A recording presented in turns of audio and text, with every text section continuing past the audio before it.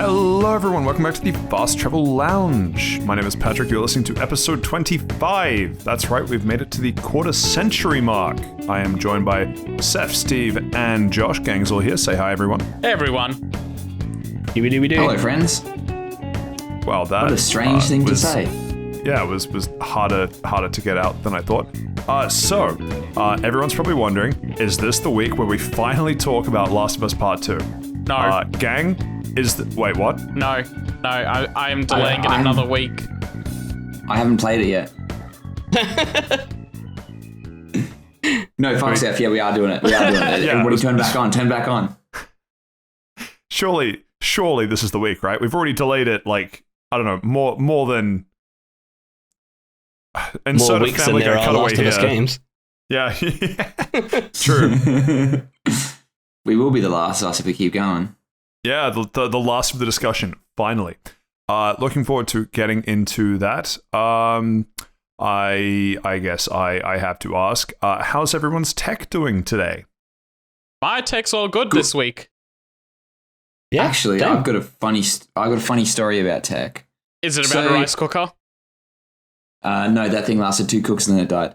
From your friend, right? According to my friend, he let me know. Yeah. Because I went over with 20 kilos of rice and he was going to make it off me.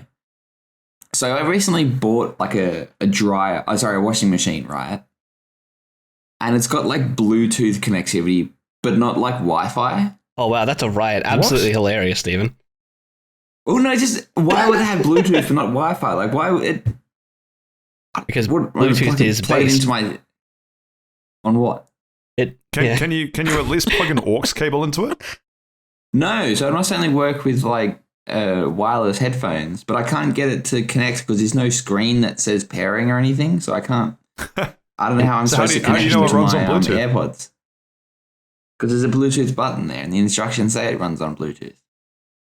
What would you even Bluetooth with the washing machine for? I would imagine it's so that it can Bluetooth to say like, hey, I'm done the washing or whatever as a notification, but also that could be done via Wi-Fi, so I don't know why it wouldn't be done via wireless. You have the washing machine version of a Juicero. Hope you feel proud.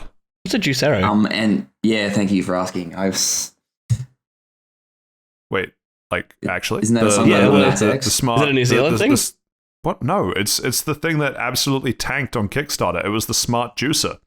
And then someone, because the whole thing was like, I bet you really want to know where this juice blend comes from. And then someone went and just squeezed the bag versus putting the bag in the Juicero. And they realized that squeezing the bag was faster than getting the actual machine that you had to pay several $100s to buy to juice the bag for you. It was a complete flop. This sounds like a Simpsons bit. It does, doesn't it? It's reminding me of that bit where Homer's watching an infomercial about people like making orange juice by squeezing the orange against their eye. Yeah. And it's like, are you sick of doing this on your own? Well, there's a better way. And Homer just looks at TV. Homer looks at a TV while squeezing the orange against his eye going, there is. Good. Similar kind of vein. Like this thing had enough legs behind it that bloody Google dropped a couple million into this. What? Oh, Jesus. How did I never hear about this? How have you guys not? It was like one of the biggest Kickstarter fails of all time. It's the thing that paved the way for now. Now everything that's released on Kickstarter has to find some way to connect to your phone. Do you want a salt shaker that dispenses the right amount of salt? Don't worry, you just have to download a smartphone app in order to make sure that you get the right amount of salt from a salt shaker. Actually, that does sound like a good idea. Like, it sounds like a good idea until the phone part. Like, if I could just have one that automatically dispensed the exact amount of salt that I wanted, and I could adjust that with buttons rather than an app, that would be fine. So Josh, if you want one that dispenses the right amount of salt for you, okay, picture this, right? There's this thing. It's made of probably wood, maybe some plastic if you're feeling fancy, and you turn the top, and salt comes out the bottom. And here's the craziest part: you stop turning it when you have enough salt. Yeah, but I mean an automatic one. And you get RSI I don't understand you. Can you get anyway, RSI? so I've been looking online for smart juicers. Fuck it. $1,200. Boy, do I have a dead horse to sell to you. Yeah. Anyway, so now that we're talking about Kickstarter, I really can't see anything that's worth us discussing. So I guess we better start getting onto the podcast. Is it time for Steve's Kickstarter watch again? Do I have to play the music? I hope not. Wait, we have music? We will if you wouldn't stop interrupting this so that we could pretend we had music and edit it in.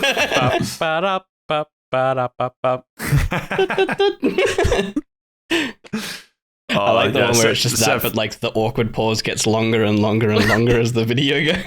Yeah, Saif and I had a real cute moment in a Discord chat of about like 5 people, and then one of us just started it and the other one continued it, and it was only us 2 speaking. It was great. All right, so I've got it, fellas. What about... Right, and stay with me here. This might be a bit... The first keycap... Let me start again. I fucked it. I'm just so excited. The first keycaps that are made out of ceramic. Actually, that'd be pretty cool. Would it be too heavy to press down reliably, though? I feel like plastic would be better. It's a silky, smooth typing feel. They're lightweight. They're only 3.5 grams. So what, 3.5 grams, that's about like what, $800? That's the going rate. That's what? Jesus, what? What? Oh. God, that took me so much longer than I needed to. Oh my God. I will say some of the best keyboard typing ASMR has sounded like it's come through ceramic keycaps. Well, those don't you exist. Listen to keyboard typing ASMR is the biggest takeaway I'm taking from this. The best ASMR is listening to GameCube controllers at professional Smash tournaments. You can almost hear and every the sexual assault going through the shower in the background. Yeah. That's the one. I just said the controller, not the people in the background. Jesus.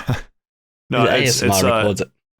It's not like I guess it's ASMR, but I didn't actively seek it out. It's just a satisfying keyboard typing sound that a YouTube reel presented to me, and then I watched it and I went, yes, YouTube reel. This is a very serene ASMR style, enjoyable listening experience. Thank you very much for recommending this to me. Why doesn't mine sound like that? Look, real. Anyway, we're up to like 7.5 minutes already, and we've talked about basically nothing, so that's fine. Josh, album for the week, what is it? Yes, so I obviously wanted to swap genres again, so I don't want to keep doing obviously in the same sort of field of music. So I picked one of the best-selling albums of all time, Britney Spears. Oops, I did it again. Although LCD also slaps. So it debuted at number 1 on the Billboard 200. Track on it? What? What? I missed whatever you said. What's your favorite track on it? I don't know. I kind of like the whole album, to be honest. But I don't know. It's a very good album. I'm going to have to look through the album to find a song, like look through all the songs, because I don't know it off by heart. I'm just thinking, obviously Oops, I Did It Again is on there. Yeah, I was going to say, just in case you somehow don't know Oops, I Did It Again. That probably is the best song on there, to be honest. Or Stronger. Yeah, Stronger. Oh, man, no, that's the song. All I think of for Stronger is the Kelly Clarkson version. Or song. I don't know if it's the same song or not, but the Kelly Clarkson rendition, if you will, is what I think of as Stronger. Okay, interesting, fair enough. Any cool factoids that we can impress our friends with a fucking old Britney Spears album? Yes, so like I was saying a minute ago, it debuted at number 1 on the Billboard Top 200, and in its first week of sales sold 1.39 million copies, becoming the fastest selling album by a female artist until Adele's album 25 released 15 years later. It is also her second consecutive album to go diamond, which made her the youngest artist to have multiple albums go diamond at age 18. And it is currently sold around 20 million copies, which is pretty impressive. And probably an age pirated 2 or 3 times that. That's crazy. Yeah, probably. I didn't know Britney Spears was so young when that album came out. Jesus. Yeah, I think she was 17 when her first album came out, so that's pretty crazy to me. Yeah, that's actually wild. Yeah. Cool. Thank you for that, Josh. I guess we'll go straight into Round the Lounge, unless it sounded like Steve might have had a question on the back of that. Rad, how'd you pick that up? I was just going to say, like, I spear her, right, fellas? I'm cutting that out. Anyway, said before. So it wasn't funny outside of the podcast, and it wasn't funny in the podcast. Rats. I guess we'll go straight into Around the Lounge. Steve, No, actually, fuck that. Got to punish you. Josh, what have you been up to this week? So this week I've been playing Multiversus, and I have started playing 2 Final Fantasy games at the same time because I have no self-control. And obviously we can talk about Last of Us 2, though I finished that last week or the week before? Week before, I think now? Week before, because unfortunately someone, first name rhyming with Teve, was not here to discuss Last of Us Part 2. Thankfully, I'm sensing his rhyming twin... that Patrick is a little peeved at that. Well, Nice. He's a little teased at that, if you would. You know what? I was going to throw it to Steve second, but fuck it. Seth, what have you been up to this week? I've been playing Multiverses as well. That's been a fun game, and I guess we'll have a deep dive in that, kind of. Yeah, fair enough. Multiverse's Last of Us Part 2 episode, both very superhero themed. One could Excuse say. me? So, fair enough. Are you telling me Abby Steve. isn't a superhero? I mean, I guess she's jacked enough. Well, Steve, at the start. First of all, where were you last week? Second of all, what have you been up to this week? I've dropped my fucking keyboard now, so I'm just fucking mess. Should have got those ceramic keys, my dude. So my running theory was that after you saw ScoMo tackle a child, you're like, I have to go copy that. Yeah, I'll just skip past that one. It was practice for his boxing match with Jake Paul. He was tackling children. God. Yeah. Hey, you gotta start at the bottom, right? Work your way up. Train hard. Yeah. I've seen you, Lucky. And now we are here. Oh god, somehow. I didn't want to make the joke because it's so overdone, but you had to do it. Oh no. But realistically, I was at Hans Zimmer in concert. It was like a 4-piece, not orchestra, maybe a symphony, string quartet. That's the word I was looking for. Question. Important lit. question. Did they play He's a Pirate? Yes, they did. Oh, That's based. was that the Pirates of the Caribbean theme song? Yeah. Yeah, okay, good. They played that. I just wanted to confirm. Absolute banger. To be honest, I saw that you said like concert over the podcast, which debatable. Write in your thoughts, guys. But Hans Zimmer, that's pretty based. Like, you show up 50% of the time on a good week. Where the fuck are you coming from on blaming Steve? 3 weeks in a row. Has Steven? You know what? Someone make a graph of all the times that we've been on the show. Seth, have you missed an episode yet? No. Rats. Pat, have you missed an episode yet? I hope not. How the fuck would you guys work without me? We would record the podcast and then go, no, that stays in the Patreon locker forever. Right next to the spoiler cast. Yep, there I it was is. going to make the exact same joke and you guys beat me to it. Yeah, and episode 0. The one. That's the one. That's him, officer, right there. That's him. Cool. Thank you for that. Sounds like it's going to be a mix of Multiverses, Last of Us. Fair enough. Why don't we hit Multiverses first? That's kind of topical. People are probably interested in that. Starting the discussion, I should have played it by now, but I haven't. I really wanted to play it last night, but unfortunately I got bogged down with not work, but like work adjacent work. You feel? Yeah, no. I know the feeling. Patrick make virtual car go vroom. Tried to.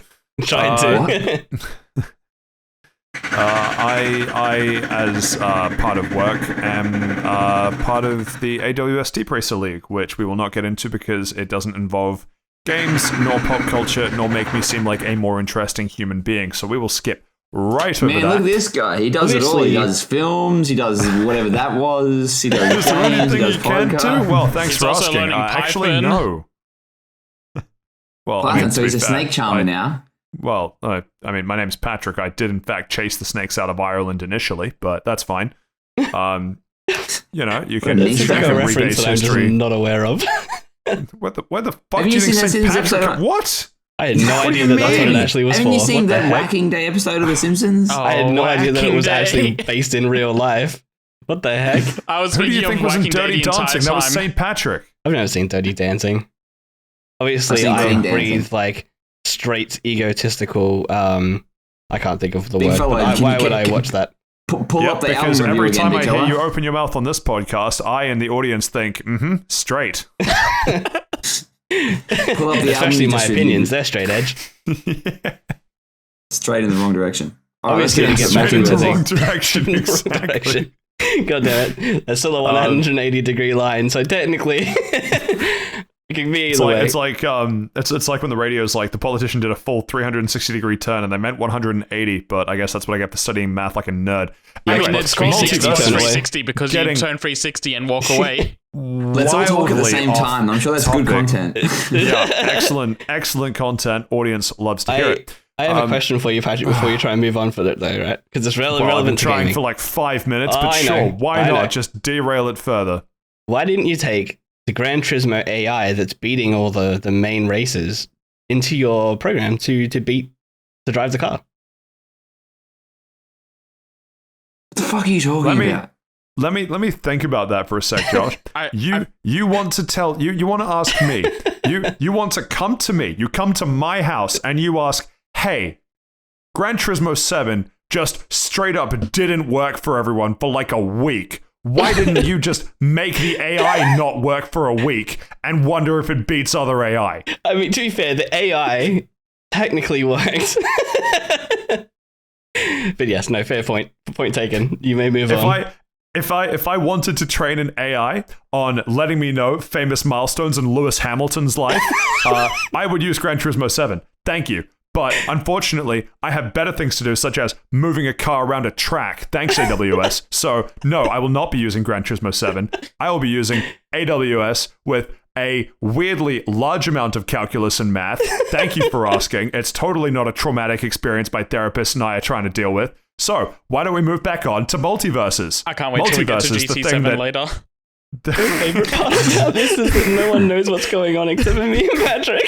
Yeah, I don't get it. I would Google the AWS Racer League if I was you guys listening to get any of that. All right, let's move on. Hey Patrick, why don't you talk about multiverses? Well, thanks Patrick. Well, that's what actually what I was going to talk about. So thanks for bringing it up, Patrick. Multiverses is a game that was finally released in the closed beta. We hinted at it last week, and it turns out It's a closed alpha. Closed alpha. That closed Is an alpha, yeah. even. Yeah. Yeah. It is a pretty rad alpha, an alpha rad, if you will. Thanks damn to it. Saif providing extra codes for the rest of the boys. Unfortunately, as I said, I haven't touched it yet, but I've seen Josh and Saif play it quite a bit. I have some opinions, but Multiverses itself, why don't we talk through it? It's a free-to-play game. It's been labeled as the Nickelodeon All-Star Brawl Killer, and I think that's big shoes to fill. I think it might have the legs to do it, though. It has to be the small gust of wind that's actively currently beating it. They really came out and they were like, yeah, this could be the one. This could be the one that finally tips the scales. I feel like Multiversus has a leg up because of the simple fact they have voice acting. It's true. Yeah. Well, It's the the only thing that puts it above it. I don't know, man. People are calling it the Dark Souls of arcade brawlers. I hate that so No, much. they're not. Well, how about The Elden let's- Ring, actually, of arcade brawlers. The motor storm of discontinued arcade races, if you will. Man, you had to go and make me sad. Yeah, I don't get that Anyway, reference. How about we I'm start slowly at the watching very the start? timer tick up while I've been trying desperately to segue into multiverses, but I, much like the original creator of the segue, feel like I might have died while trying to do so. Anyway, Multiverses, a Warner Brothers game, finally is in closed alpha. Actually looks to be quite fun. A large number of memes and reactions have been generated from online, but as I've tried to say about 4 times, thanks to you chuckle fucks, haven't been able to play it myself. So, Seth and Josh, I feel like you two have been the ones that have played it the most. Give me some initial thoughts and impressions. Where does it stack up? Does it live up to the expectations of the Nickelodeon All-Star Brawl Killer? Yeah, I'd say so. I haven't played Nickelodeon All-Star Brawl, so maybe my opinion is a little biased in that. But I've been enjoying Multiverses a ton. I've unironically become a Shaggy main, with a little bit of Tom and Jerry on the side. Oh, Actually, you know what? I just realized amongst all of this, I've been rambling for 6.5 minutes, and I forgot to say I saw Doctor Strange Multiverse of Madness and didn't like it, and I'm going to tell Saif why. Look forward to that in about 20 minutes. Yeah. Anyway, back to Multiverses. Saif, please continue. So Multiverse's roster is a mix of classic Warner Brothers, so you got your Looney Tunes in there and some Hanna-Barbera like Scooby-Doo characters. You got... Is Scooby-Doo actually Hanna-Barbera? Like genuine question. Yeah, it is. Yeah. Interesting. I thought that split was later. Okay, no, fair enough. Yeah, you also got some newer Cartoon Network like Steven Universe and Adventure Time. Then you got DC with Superman, Batman, Wonder Woman, and for some reason Game of Thrones, Arya Stark is in there. And you know who's not? Harry Potter. Yeah, Harry Potter isn't in there. A couple Jones of guesses why. Loud, sorry. Yeah. I've got one guess of why. It starts with J, ends with K Rowling. I think that's part of the reason, and also they would have to give J.K. Rowling a substantial amount of money to put him in the game, so, you know. Just so that Shaggy could use 1% of his power to kick the shit out of some kid with a wand. Yeah, exactly. Added Voldemort in, and if they wanted the cut rate Voldemort, just add the Australian politician Peter Dutton. No worries. All right. Heyo. But yeah, if you know anything about Josh's taste, you can guess that he's become a Harley Quinn main. Just genuinely the type of character I love to play. Still my favorite moment. I bring it up every time we're in Discord, but Josh going through Multiverses for the first time and then going, I want to play Harley Quinn, and then, oh my god, that's why she's called that. Yeah. It took me so long. I don't know how I didn't understand that's why she was called Harley Quinn. And I think the only reason I realized is she made some like one-liner about how she looks like a Harlequin or something, and I was like, My brother in Christ is the entire pun of her name and character design. I never processed it. Oh my god, Poison Ivy is called Poison Ivy because she controls Poison Ivy. Oh my god. Bro, let me tell you about why Batman's first name is The. It's gonna blow your fucking mind, honestly. Obviously it's been free to play. Thank you, Seth, for the code. I've downloaded it but haven't played it yet. Hope to do so soon. In terms you've got 2 days for the record. I know. Okay, I know. In terms of the pick up and play factor, because it is free to play, so I'm assuming it's targeting a more casual sort of audience. How easy was it to kind of get in the mindset of a Shaggy main? As a Shaggy main, he is the baseline character, and he is extremely easy to pick up and play and figure out. They also urge you to go and do the quick tutorial, and when you do the tutorial, it'll unlock Wonder Woman as well. So just off that, it's like, okay, you got an incentive to go and learn what the game is packing. And if you've played Smash, it's pretty similar to that. There's a couple of small minor differences, like there's a perk system in the game, and some of the way some moves function are different. There's no shielding or grabbing. It's all dodges and movement based and attacking. What else was I going to mention? All right, there's also all sorts of like different debuff systems. So Shaggy has this system where after he charges up to max power, basically, his special moves all do a weakness debuff on enemies if that lands, and that just means they get they take more damage for a limited amount of time. Taz's whole game plan is he's trying to stack up like a snack gauge on top of enemies, and once that's maxed out, they turn into chicken. Once he hits it. Yeah. That's his only game plan is to whirlwind. Yum. Tasmans, check in, we're winning. They're going to start nerfing like a couple of characters, and Taz wasn't mentioned, so Tasmans are safe for now. Can't believe they're nerfing my bay. Steve, if you have a love of Taz, would you say that you have Tasmania? No. I didn't get it. I can hear the disdain in Steve's voice for being hit by a pun. Why didn't I think of that? He's like, damn, someone hit me with a pun. He's a Tazzy Devil, yes. That's why he's called Taz. The Tasmanian Devil. But I don't think he has the reproductive issues or rampant STI problems that regular Tasmanian Devil populations have. You don't know that. Had. Or regular Tasmanians, though, let's be honest. Oh, no. Oh, God. Right. Josh, you mentioned that your mains are Harley Quinn, and was it Wonder Woman as well? Or yes. Yeah. For some reason, I really enjoyed, despite them playing extremely differently. They're two of the kind of like characters I like to play in brawlers. And they're just fun. They just work really well. I really enjoy them quite a bit. Is, where did Shaggy hurt you, and why do you not want to see more than 1% of his power? Well, I mean, I've pretty much only played with Seth for the most part, and a little bit with Steven, but like he mostly plays Shaggy, so yeah. And I just I don't want to pick the same character. No, you didn't, but Seth does. So I was like, okay, well, I don't really want to play the same character. And Shaggy's like, I don't know, man. He just doesn't. He plays more like a like an actual brawler, I guess. He's that's not really my play style. He is the Mario of the game. It's very accurate. So it's not really my kind of play style. I like to like the assassin kind of thing, or like the I'm gonna just like block you and just bash you out of the way kind of characters, rather than just being in the thick of it kind of thing. Actually, that raises a good point. Because no, oh god, thankfully no.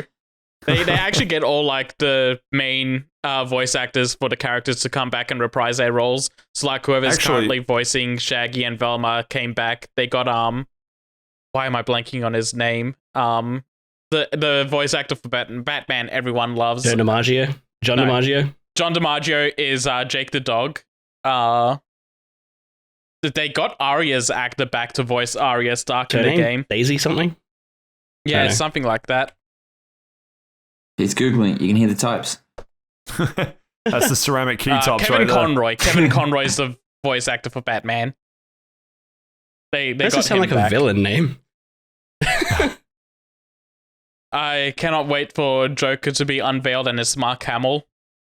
Yeah, true. That'll be good. I would like to get I'm gonna go to Steve now.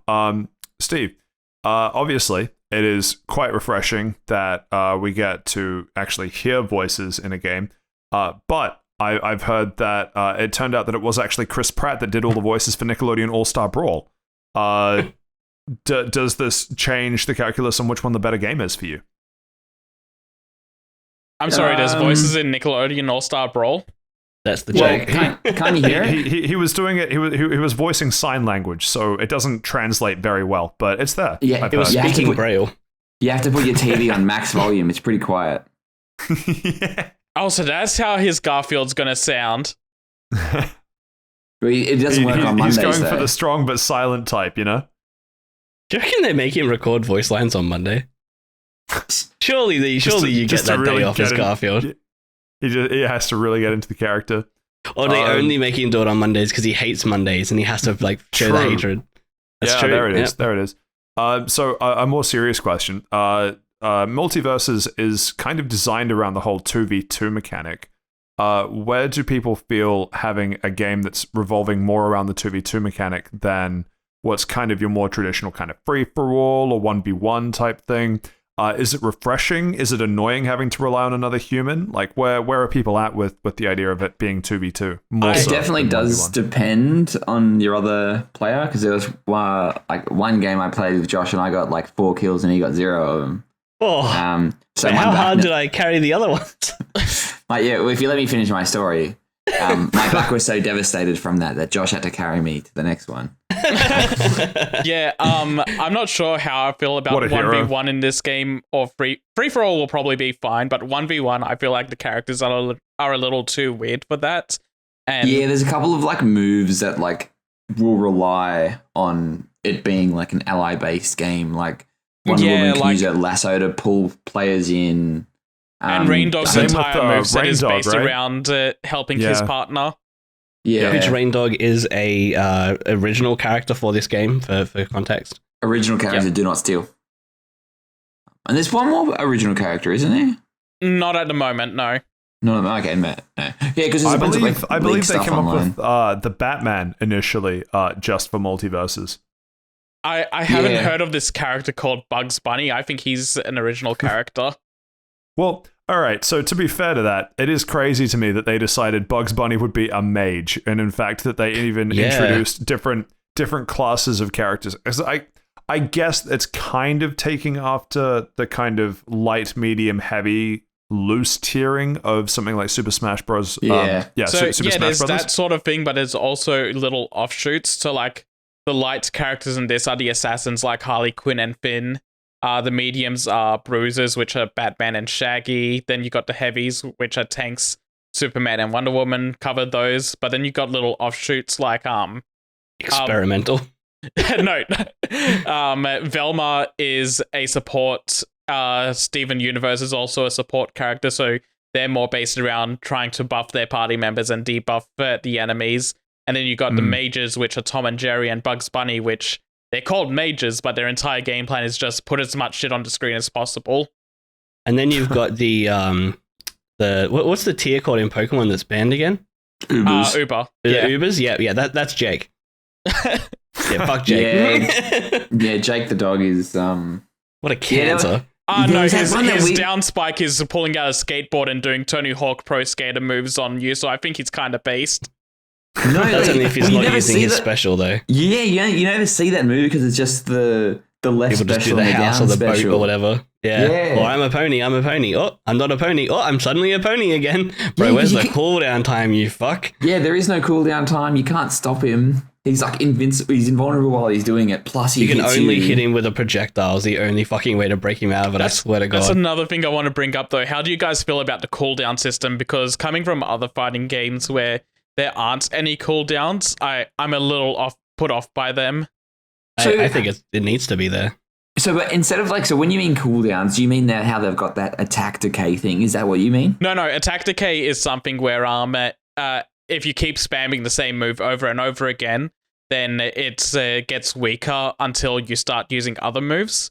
That's a fucking fantastic idea. That is literally... That is a great idea. Give them the golden globe attack for decay that. is something that's been in a lot of things as well. So that one I'm okay with because it stops people from doing the same thing as whatever their strongest move is, just spamming that over and over. But then how are you supposed to win? By being good. If I can't play Kuma and use the one button in Tekken, then am I really winning? But no, the cooldown system is like, let's say Bugs Bunny, his up projectile is pulling out the Acme rocket, and then he can't pull that back out again for like another 20 seconds, and it gets replaced by him doing like a helicopter move instead.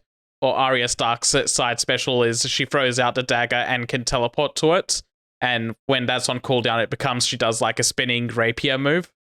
And like Batman has like his Batarang things on cooldown. Yeah, and he doesn't even get anything to replace that. He just says, I can't use that yet. Yeah. He's like, I wasn't prepared for this despite being the most prepared character in the universe. I threw my single Batarang and now I'm lost. But no, I think the cooldown system's good. It means that they were able to take more flexibility with the kits, to be honest, and then just go, okay, we'll balance it by giving it a longer cooldown. I like the idea. I do like it as well. Yeah, it makes sense a little bit, but it's not something I'm used to, and I don't know. I feel like I'd prefer maybe toned down attacks that can just be used back to back instead. Yeah, but you just like combo fighters. That's also true. Also, you play far more competitively in fighters than we would, and this is a casual-based game, so... Oh no, they're going to be taking this very competitively. There's already a 100k tournament going on for this game at EVO. Holy shit. But that could just be considered marketing. The game's not even fucking out yet. It won't be out at that point either, probably. It'll probably just be a beta release. Yeah, because a lot of Smash players got very early access to this game. They've already done like 2 alphas before that weren't available to the public. It was just to influencers and Smash players, but even then it was weird because they were all under NDA, so they couldn't actually say anything about the game while they were playing in 2 different alpha tests. Interesting. So they made it through 2 different alpha tests and people still think Jake's fucking busted? Yes. Interesting. So with a heavy caveat, that just because Josh thinks something is bad.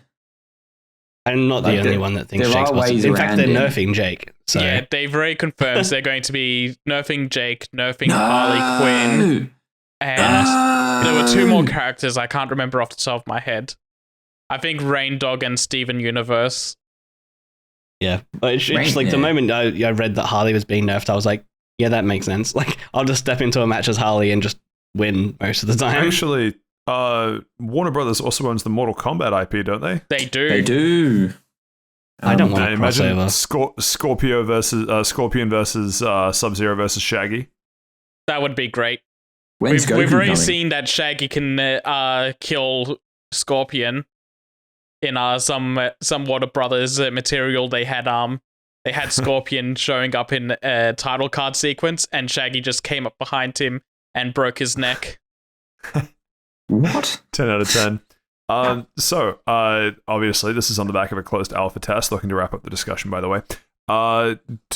Does what you've seen and played during the closed alpha make you more or less likely to want to play it when it comes out?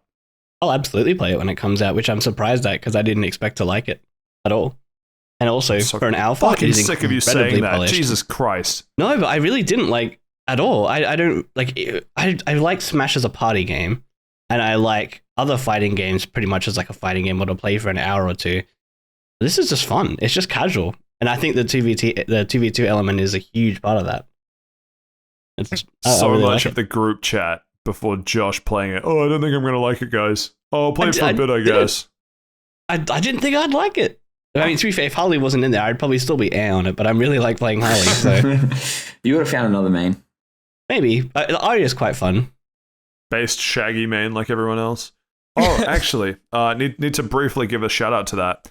Not only do the alternate skins change up the look, they change up the sound. That's actually kind of cool. Yeah, Yes, Shaggy's alternate skin is Uncle Shagworthy, and they change up all of his voice lines to go along with that. It's actually It is fantastic. So good. Fantastic. And there have been a few meme-worthy finishing lines. They're blanking on me now, but does anyone remember any? Some of my favorites is like when if Shaggy kills Batman and comes back, he'll say things like, "I've never seen metahuman abilities like this," or I was underestimating Shaggy's power level. Like straight up says power level. He also says like they really, what does he say? Like they weren't exaggerating about his power or something. Yeah, that was a line. Yeah, it's really excellent.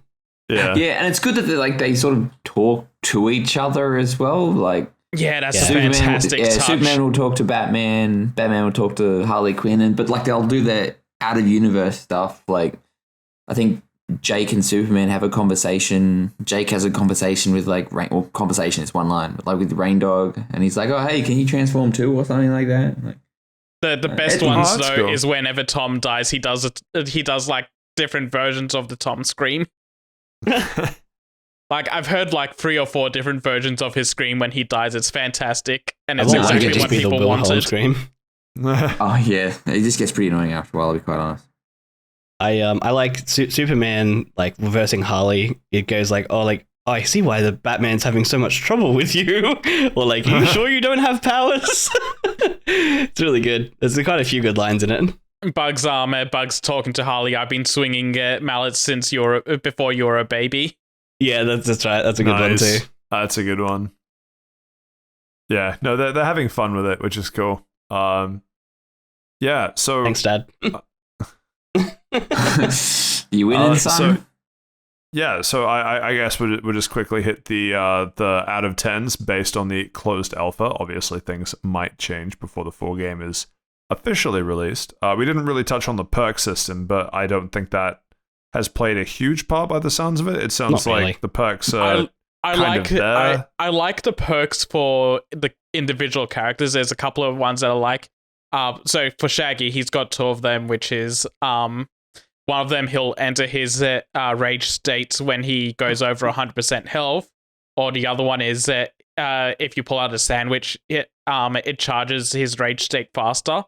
Those sort of perks are fine. It's the other smaller perks that are like increase your cooldown timer or increase your attack damage or whatever that I'm kind of iffy on, and they're more like they feel like the sort of thing that's in there because it's going to be free to play, and those are the type of things that you should put into a free to play game.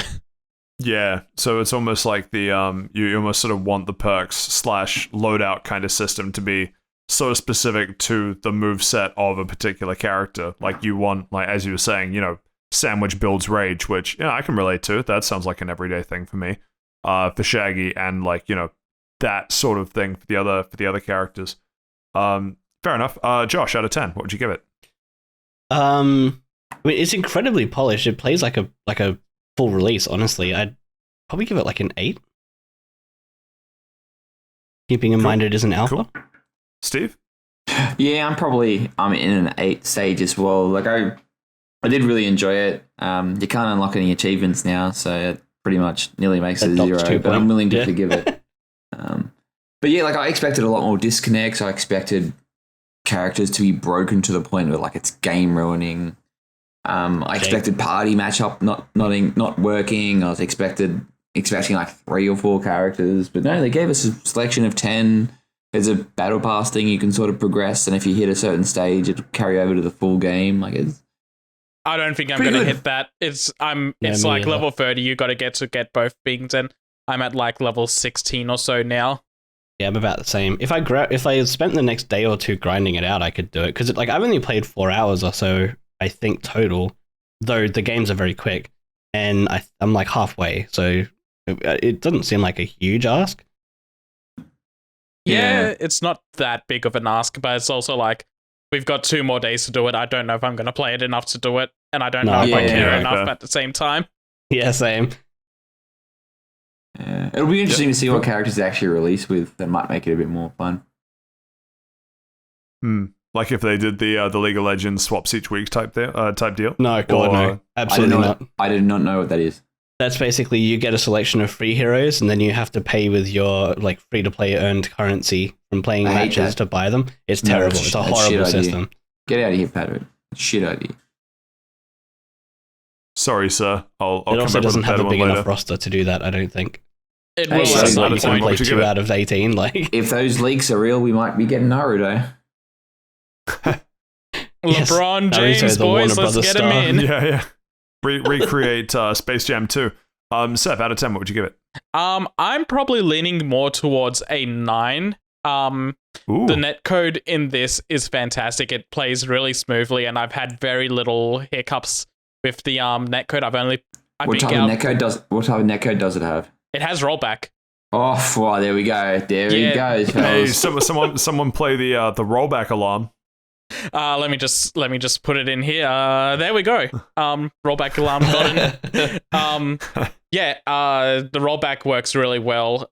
Even for like, I don't think we have had rollback games with a Smash style before, and those work incredibly well. It's just this feels like it's on another level because you get into matches extremely quickly as well. Like the matchmaking is very fast, and you want a fast matchmaking system so that there's not too much downtime between your matches, obviously, but also waiting times is a big thing that affects a lot of fighting games where you'll probably be waiting like sometimes 5 to 10 minutes for your next match to come up, where this has been like less than 30 seconds to find a group of other people to play with. Like even solo searching a 4-player game, I've found matches in under 30 seconds consistently. So that's been great. The gameplay is really greatly. I've only got a minor issue with it, which really only specifically affects Tom and Jerry and how I've set up my controls. But if there's a feedback form, I'll probably be putting that minor complaint in there just to see what, if anything, happens at all. If not, it's fine. I'll deal with it. Fair enough. So to summarize, as I asked about 2 minutes ago, you'd give it a 9 out of 10. Yeah. Yeah, awesome. Yeah, cool. Could have just said that. That's fine. I wanted to give a big final thoughts because this I'm not going to be that involved with the Last of Us topic, so I need to get everything out here. Okay, fair enough. But yeah, I want to quickly mention as well. You were about to say something. Yeah. Yeah. So I don't think this has been in another brawler, at least not one that I've played. But there's also a rematch system where you can do like a best of 3 set, which is quite cool. Yes. So that's a really cool addition that I thought adds a lot of fun to the game, because you can go like, oh, I had a really good match, and then go, oh, we can go again, swap up your characters in between the matches. It's also really important that you can switch up your characters after the match, because you'll lose a match and you're like, okay, I want to switch to my main probably because maybe you were playing as a character you're not usually playing at. So yeah. What you're saying is, Saif, maybe you were only using less than 1% of your power. Yeah, exactly. Exactly. I wasn't using 1% of my power. Let me go switch back to Shaggy and show you what's what. Yeah, I just thought it was worth mentioning because it's a really cool addition that I think will probably get a lot of attention. So, yeah. Yeah, I think the only other game that's really done anything like this is Tekken, which is just constant rematch instead of bests of sets. So yeah, I think the set system works better. But if you wanted to back out after one game, then that's also something you can do. But you're entitled to your bad opinions. That's the way of the internet, though, right? Like you match up and you lose, say, 9 games and you keep rematching. But then if you win that one, you're like, yeah, I'm better than you, and then you quit. Yeah, exactly. That's the Tekken way. Yeah, exactly. What would you give it to as score out of 10 to watch, Patrick? Actually, it is quite entertaining to watch because, you know, it is 2v2, so there is just more happening on screen at once. So, yeah, I'd be happy to watch this as a professional level esports game. Having not played it, but I know that it being free to play and it doesn't feel like the free to play mechanics are weighing too heavily on it. 8 out of 10. I don't really have too much to add that hasn't been added by Saif over the course of 5 minutes, despite me just asking for a simple 0 to 10 score. That's fine. I'm not upset. Anyway, do we know when Multiversus is getting its next iteration? I don't think we know when it's releasing yet, Open right? beta is going to be in July. After that, not too sure. I think Evo is in August, so we'll be seeing a 2v2 tournament there. That is, the prize pool is $100,000, like I said before, so that'll be fun to watch. Do you end up entering? No. That, Saif, I guess we get to, there we go. Get to move on. There you go. If you want to know more about Multiversus, you get to join in the fun, perhaps in July. You have to wait and see. Moving on, I would like to really ask why Saif thought Doctor Strange Multiverse of Madness was a good film. I don't know. I thought it was just enjoyable to watch. It was a lot of fun segments. The middle section that gets really gruesome was fantastic. I did have a couple of nitpicks of like how the villain was portrayed in certain instances, but overall, I thought it was an enjoyable movie. So I call me Josh this week, if you will. Disagree. I thought it was perhaps one of my least favorite Marvel films that I've seen, which is sad to say because as a film, what? Lower than 4 too. Okay, admittedly, I haven't seen Thor 2, so maybe that would score lower. Of the films that I have seen, it would definitely be towards the bottom. Of all the films you've seen? No, of the Marvel... God, fucking you can't say that. You just said... So the pain point for me is that I see that it's well put together and well directed. It's just the writing and the plot that I feel like really lets it down. I am... So my first gripe, I can't really hold this against the film for the whole time. It's just funny that every time it came up, I laughed and was just annoyed at it. That one of the main characters is named America, which means that when you have to go save America, it just sounds stupid. It does. To be fair, that's not the movie's fault. That's just the character's name in the comics as well.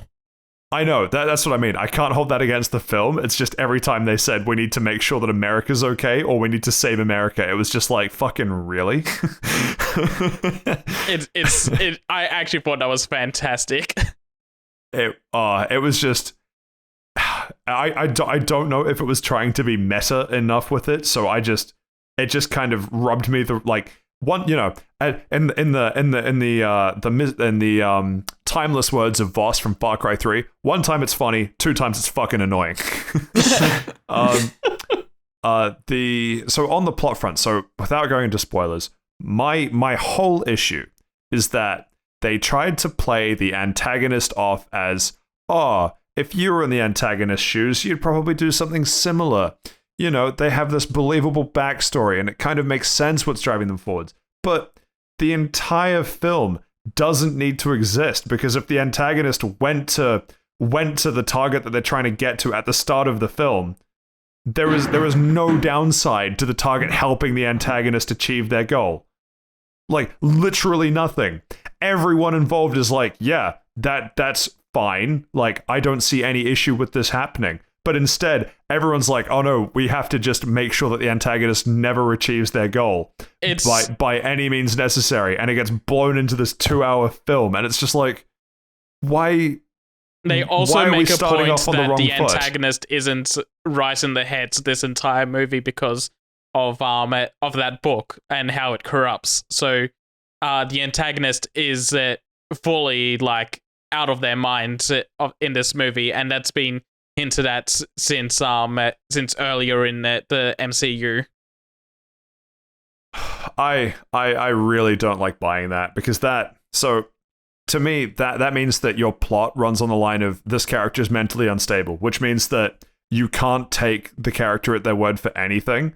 And that's fine, but it means that when you then spend time to give the character a somewhat believable backstory, as they tried to do here, it's just like, but they're mentally unstable. Either I'm against them because they're mentally unstable, or they are correct in their own mind, and I just don't believe them.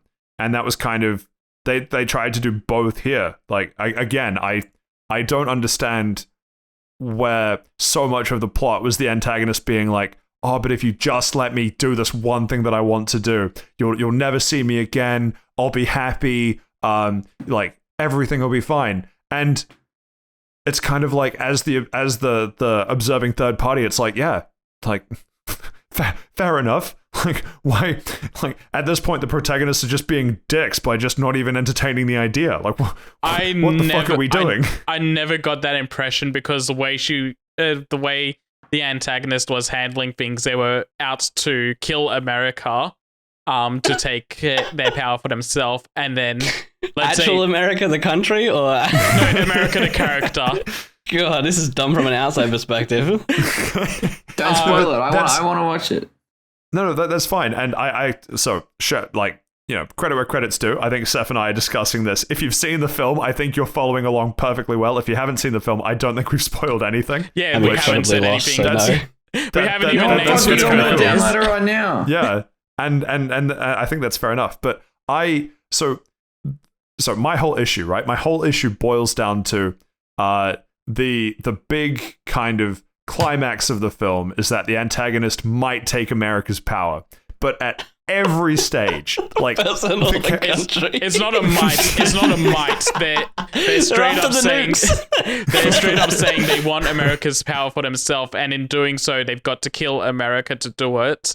They're not going to ask America to move them to another universe. And that's the whole thing, though, is that, like, at every point through that, the antagonist is like, if I had America's power, I would go to the alternate reality. That's all the antagonist wants to do, is just go to this alternate reality. And we see at the end of the film, it doesn't require killing America to do so.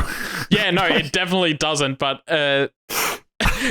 also at the end of the movie is so stupid. Okay, I can't actually say this next bit because it's an actual spoiler. So I'm sorry, Steve. I'll spare you. No, it doesn't come out until the 22nd of June on Disney Plus, so I'll probably forget it by then. Go for it. Okay. Wait, is it not on Game Pass? No, not yet. Well, because I've got Disney Pass through Games. Disney Plus through Games Pass. It technically is. Yeah. Patrick, this might be a conversation we have to have off podcast, or wait for an actual spoiler discussion to talk deeply into this movie when Steven watches it. Spoiler. You need to stop just because you sound like Keith Bandit from the Yu-Gi-Oh! Bridge series. That's what you need to do. All I'm hearing is America in America. But Josh, the ocean says yes. The ocean says yes. So good. At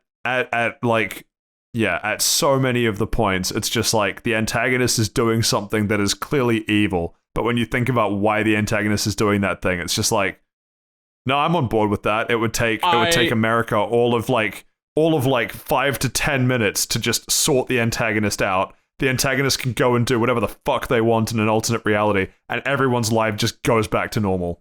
The problem, I do not understand how it is that we have a 2.5 hour or 2 whatever hour movie. The problem is you're jumping to a conclusion that's only possible by the end of the movie. And if the antagonist got their wish any earlier in the movie, they actually become a multiverse level threat. I bet you Multiverse D's nuts. All right, that's a wrap up. Let's move on. Yeah. What would you rate it out of 10, Pat? Fucking 2. Oh. Like, no, like Morbius levels. parts of it were entertaining, right? Like, I can't say that I wasn't entertained for the time that I spent in there, but so much of what was happening on screen was just, if the characters just talked, all they have to do is just send an email. There wasn't any talking their way out of it, though, because of how America works for that movie and her development for the movie. Probably stuck in Congress or something. Out to lunch. And it needs to go.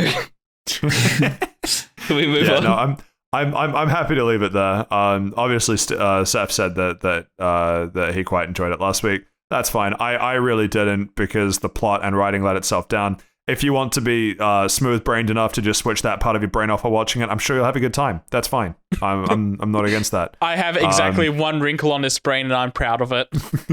Yeah. So, bad writing. Should we move on to Last of Us 2?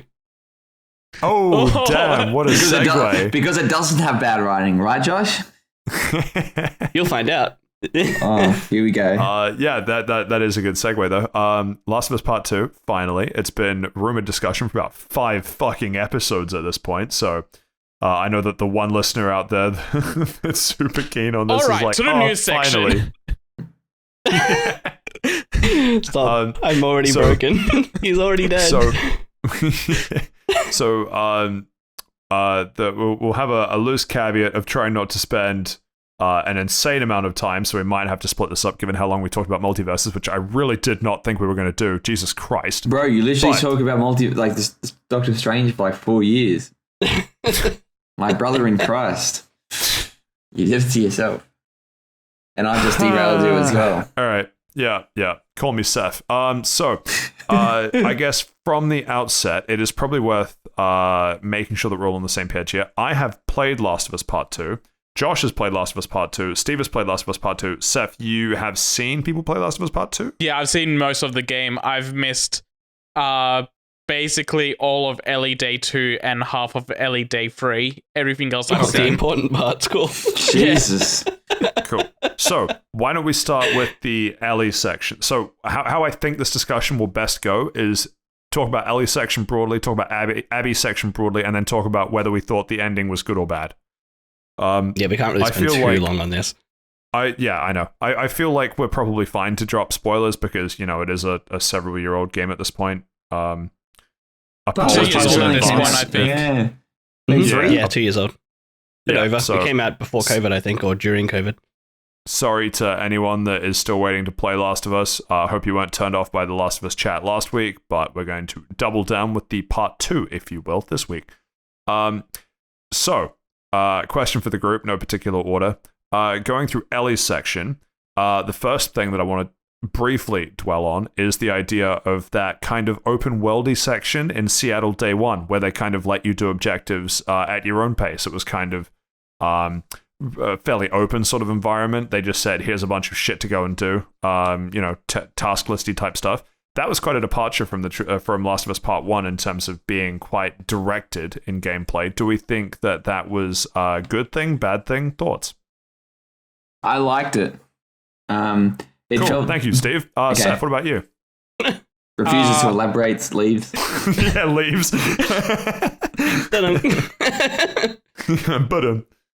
But Not having played the game, all I can Thank you, Seth. Josh, what about you? Damn it. I liked it. All right, well, yeah, two in favor for it. I quite enjoyed it as well. There we go. Three in for favor one. for it. All right. Yeah. No, it must have been pretty good. Thanks, Patrick. Yeah. So next thing that I want to talk about, the array of weaponry that Ellie has access to now. Obviously, you played as Joel through most of the first game, Ellie for a little bit. This one is entirely Ellie for the Ellie section. How did it feel playing a more mature Ellie with access to more weapons? I know that Josh, you didn't really experiment with too much of the equipment that she could craft. Is that is that correct? No, I used a fair bit of Ellie stuff that you could craft, but not the landmines, right? I used them, but so Abby has like foot traps, but you make like throwable bombs as Ellie. So I used a lot of Ellie's stuff. I didn't really use much of Abby's. Because I seem to remember in the Abby versus Ellie boss fight towards the end of the game that you got absolutely wrecked by a mine, and you went, "Oh shit, that's right, Ellie can use these." Well, no, Abby could use them. I think we're both lost. I'm absolutely lost. Sure. Abby has like foot mines that you set down. Yeah. And Ellie has like throwable bombs that you have in the first Last of Us. With, Does like, the Ellie nail bombs. not have proximity, like kind of the landminey type jobs? Well, yeah, but you like was... throw them and they're basically grenades. Huh, okay. Maybe. Well, they're only grenades because they go near them. They're proximity grenades. Yeah, I guess. That's kind of how grenades work, I guess. Yeah, okay. No, fair enough. I'm trying to think of how to phrase the question. Obviously, you had the option of murdering a lot of people and a lot of dogs, going through Ellie's section. How was it playing? Like, what was your approach, Josh? My approach was just scared. That's fair enough. That's like that. That's why I do quite enjoy how they did Last of Us Part 2, and that they kind of gave you the opportunity, more so than Last of Us Part 1, I would argue, that when you're faced with kind of a Metal Gear Solid 5 type thing of you can approach this next area in a bunch of different ways, that they actually gave you agency in choosing how you dealt with the next situation, which I thought was quite cool. Yeah, I think for the most part, because I was playing on easier difficulty than what you did, you were judging me. But I was able to just walk up and kind of blast most things, or like stealth the first couple of enemies and go, oh fuck, they saw me, and then just pull some shit out and then just wipe the floor with the rest of them. Like, it was never really that big of a problem. You didn't play the game. Yeah, you had Thank fun you, the fellow wrong way, Dark Souls moron. contributor. I always like to play like those, especially those kind of games. Like, to me, normal, whatever the normal setting is the way the game is supposed to be experienced first, and then if I like the game, I'll go back and play it on a harder difficulty. You did play with listening mode on, so I mean, you did play it like a bitch, but that's okay. Scary things are scary, man. Well, it wasn't even the scary things that, like, because I played it on a bit of one of the harder difficulties. I was probably just one step up from normal, and it wasn't so much that it was like hard or intense or anything. The fact that, like, if I got in a firefight or something early on in a stage, I'm like, well, got no ammo's, got nothing left. Looks like I'm that is a problem. Sneaking around, and it was just like frustrating. And because and the AI is like really smart, and that is really good, and it sort of does make you play a bit more cautious than just going in and just blasting everybody. But because the AI's behavior changes depending on if it finds a body or if you disturb them or something, they can do something unexpected and spot you, and you try to get out of it, and it sort of like snowballs, and it's like, well, I got nothing left. Yeah, pretty much. Like, there was multiple times where I think Patrick and Seth both saw me do this, where I was like, well, I've been spotted, or I've got like little ammo and I couldn't stealth them. I'm just going to walk up to them and let them kill me because I'm not getting out of this. Yeah, freeload checkpoint. Also the other side too, like a few times where a mutual friend of ours and I would be watching you play, and we would hint, if you will, breadcrumb the surprise that you're about to come across. Yeah, get fucked, Patrick. Oh no, this section. Oh, I remember this. Yeah, thanks guys. Thanks for really driving it home. Yeah. But in a couple of those sections, it would involve fighting like a bloater or something, and on higher difficulties, you actually do just go through like 90% of all of your ammo trying to drop this one bloater. Yeah, whereas I would go through about 2 guns and I'd be like, oh, it's dead. And you're like, I would empty out all of my guns at full ammo. Like, what the hell? Yeah, no, it is just it does just change up how you play. I don't know if that speaks, because I don't really like the idea of just artificially increasing kind of the bullet sponginess of enemies. But that is at generally the same time, how The Last of Us and Uncharted handled their difficulty. So, which is a shame. Yeah, at the same time, that is kind of how it's sort of understandable why they can't just make the AI say smarter on higher difficulties, because the idea is that at all difficulties you kind of have the same threat. It's just how much you have to overcome to deal with that threat. I haven't played the harder difficulty, but it seems like that's true to a point. But if you still headshot enemies and stuff, then you're still going to kill them, right? There's just less ammo, is my understanding. There's less ammo, and I think I was reading as well that the AI is a bit smarter. which is like a good way to do actually, it felt pretty similar watching Josh play through it, but that more so might have been because, I haven't played it. I think they're made more aware of their surroundings on higher difficulties in part 2. Oh, what does that mean, though? So, like, if you kill someone, they're faster to track someone in the group is output account. So you know how in Abby's section you've got those. I can't remember the name of them, but the people that all whistle to give their location away. Seraphites. Yeah, the Seraphites. Yeah. Or scars if you want to use a slur. Yeah. Yeah. So I think like they just whistle more often in higher difficulties to give away your location more often. Fuck, maybe that is true, thinking back on some of those sections where it's just look, we got the bloody barbershop quartet of whistlers over here. Yeah, those were pretty difficult. But yeah, to go back to your original question, Pat, I really like sort of playing as Ellie in the first section with that, especially on the first day with that open world. Like it didn't force you to explore it if you didn't want to. Like it just gave you a bit of options, and you had a map that you could go on. There's some good stuff in there, though. Yeah, Uncharted 4 does a similar thing as well. They do, actually. You can definitely see the links through, as they kind of progress in how they make games. Because I really liked that part of the game, and then quite literally, it was either you, Patrick, or our mutual friend, like went, "Oh, I hope you enjoyed that," because that's the last one of them. And I was like, "Oh."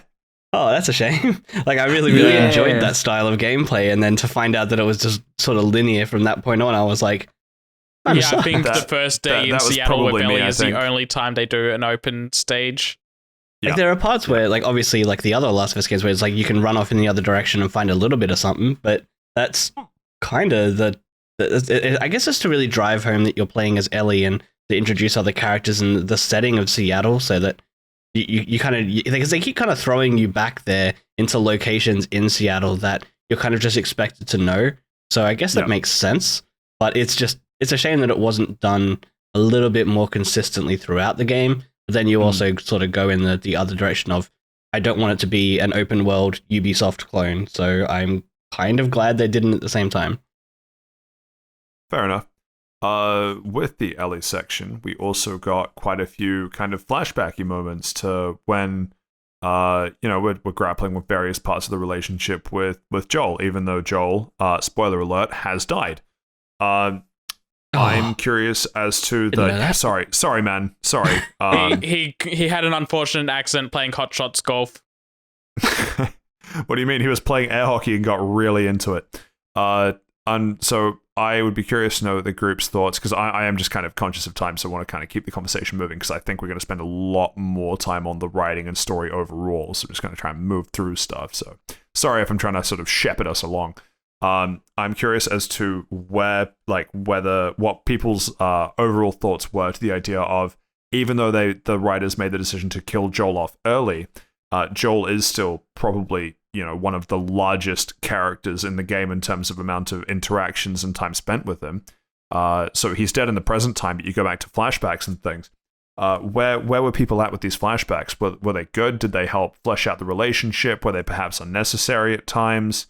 What are people's general thoughts and feelings on Ellie flashbacks with Joel? I loved them. Okay. Thank you, Steve. Particular ones in mind? The one where they go to the museum. That's the one everyone mentions. How can you not mention it? It's like perfect. Like it really sets up the relationship with them. Like it seems like it's like, despite the world being over, despite what Ellie's going through now, she has these positive memories of Joel, and it's sort of like you've had this big scary action scene. Ellie's nearly gotten killed a couple of times, but hey, remember she was a kid and she had some good times with Joel, and it's a very good change of pace, and it sort of explores the world a bit more, and a bit more of Ellie and Joel's relationship. Well, I was going to say, Abby and Joel's relationship involves a 9-iron and no golf course. Yeah. Coming from the side of, I've only watched this, I kind of agree with Steve in that section is fantastic. It is like that thing you want from The Last of Us, of like the interaction between Joel and Ellie, and like it's perfect for what, if you're a The Last of Us 1 fan, that's the type of thing that you absolutely love. But Yeah, that's a good point, actually. It is very Last of Us 1. Yeah, it's a very The Last of Us 1, but watching it, I feel like those flashback segments are just giant pace breakers for like what's going on with the current story, and that's also true. That's true, but that's not necessarily a bad thing. Like, I think it's a bad thing in a narrative-driven thing where it feels like a filler episode of an anime. Well, it's I have only opinions there. of both of those. Well, let me just push Chef's point down the toilet where it belongs. So the idea is because Joel died so early on, there's that sort of sense of, well, why is Ellie going this far? And then you have those sort of stop gaps. They are. I'm probably going to regret saying this because you'll call me out on it later. They are filler, but they're only filling the relationship of Ellie and Joel up to remind you how much that Joel meant to her. Right, but there's also the entirety of The Last of Us 1 in that you've already spent an entire game building up their relationship. You kind of don't need those middle sections because you've already gone through an entire game of building up their relationship and seeing why Ellie would be so upset in basically losing her father figure. Okay, I'm going to jump in here. So, first of all, those sections are fantastic. Especially the aquarium is probably one of my favorite parts of a video game I've ever played. It was extremely well written. Aquarium or museum? Sorry, museum. I don't know why I said aquarium. Cool. Yeah, no, that's fine. Aquarium is where you go on a killing spree. Yes. That is what you I was going to say, if that's your favorite part, I hope you seek help. No, not the aquarium. Sorry, the museum. That was fucking excellent. Incredible. Yeah. I felt a little bit funny about the ending of it when it kind of just throws you into more of like a I'm alone kind of thing, but then at the end of that, it all made sense. It was very good.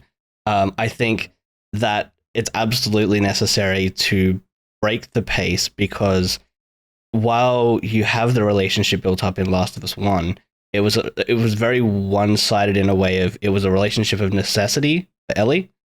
Joel was basically, a fucking tour driver at that point. I don't know. I feel like the winter section, even before that, where you're at the university, you start seeing from Ellie's perspective that she's getting to know Joel and appreciate him, and that's true. But it's more of like, again, it's still like, oh fuck, I'm a kid, I'm alone, and then afterwards, when she had a community, she still went and did these things with Joel, and it was like much more of like a father sort of figure rather than. We have a good relationship because we traveled together. It's like we chose to stay together. I think that's a huge difference, but also it really reinforces that not only that they had a good relationship, but because throughout the start of the game, it's clear that they had a bad relationship at the start of the game. It's really just driving home a lot of the stuff that, towards the end, to do a bit more of a spoiler, they didn't really get the chance to make up. And she's having all of these good memories of Joel being like, oh, this is the stuff that I miss. And then, kind of more fuels her rage rampage to go kill everyone. It just brings a little bit more perspective to it. If you didn't have that, it would just be her being like, I'm mad, and then running down a road and killing everything in the way. And I don't think that... Yeah, no, you're right. Yeah, it does show Ellie's angry because she's lost her father figure, but she's more mad at herself because she, squandered away so much time because I don't think it was even she squandered so much time because it feels like the relationship had a sour point pretty recently and she was just it was a couple of years back. I think it was 2 years into the 4 years. Well, we see, and it's because there's that scene where she's like, no, the really night happened. Before everything happened. Yeah, and she was going to start trying to patch things up, and then The Last of Us 2 happens. Yeah. Yeah, it does feel like she's on the verge of all right, I've gotten past the horrible thing that Joel did. Whoa, Josh okay. did. Yeah. No, you actually got you do say some horrible things. Yeah, that's true. You do have some very, very wrong opinions. No, but I knew that. What was your opinion on it, Patrick, to kind of even it out? Are we talking about the idea of the flashbacks in general or the museum section? Both. They're kind of one and the same, so both. So weirdly, I don't think they're one and the same. So super quickly, I think the idea of the museum section is to show Joel in a positive light and to influence the fact that Ellie is still a child during this flashback. And I don't think all of the flashbacks are designed in the same way, so there is like a slight difference there in terms of what they're going for. But I do find it, in my personal opinion, I'm probably closer to Saif on this one, in that I think that it's, I'm going to say lazy. I don't mean that totally in the negative way, but when you kill off the character and then in flashbacks show how much the character means, it feels like a crutch in a way, because it's like, I've killed this character, well, like, you know, the team behind it has killed this character off, which means we can no longer show this relationship organically. Therefore, we have to frame how this relationship is viewed through something like a flashback, which means that when you do that as a narrative device, particularly when you use it as a tension break, because you know that it occurs in the past, it does work in that it means that you can kind of fall into the idea of it being a flashback, but in the back of your mind, or at least in the back of mine, you know that it's detracting from what is kind of a more present thing happening that you are taking a break from. And then further to that, it feels, in my opinion, kind of cheap in that if you can't show it organically, or rather, if it, like, the whole idea of the museum section is that, you know, Joel has redeeming qualities, right? But it feels kind of lazy if you don't have a way of doing that organically, and instead you have to rely on things like a museum flashback, because I feel like if they tried to do that, if Joel was still alive and with Ellie, and whatever change that would have to the story, that we wouldn't feel that and we wouldn't agree with that. And so, I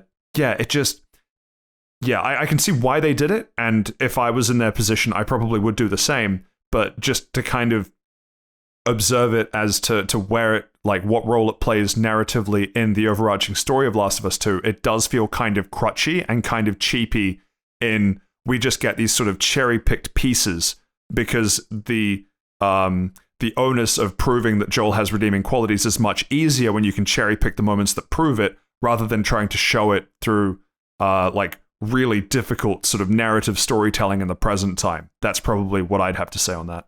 I think that's just her going through grief. You know, that's why she's remembering it. But it's probably easier to leave it there as like a 50-50 and move on to any other questions, because we could talk about this for literal hours. And we have. I know. So. And we have. Spoiler cast part 2, anyone? Next thing that I want to touch on is so I'm curious, particularly the people that didn't know how long the game was going on for, and I don't know which of those that applies to. When you got to the end of Ellie's section and the game didn't end, it obviously you are now playing as Abby. That's fine.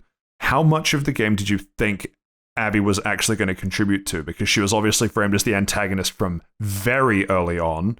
Now that you got to play as Abby, I don't think, because when I played it, I certainly didn't expect Abby's section to kind of not feel, because it wasn't like a time passing thing, but I didn't expect it to kind of be a 50-50 split between Ellie and Abby. Do you know what I mean? Was anyone else in a similar boat? 100% similar boat. Like, I literally got to the end of Ellie's section and I was like, all right, cool. She's going to kill Abby and that's going to be it.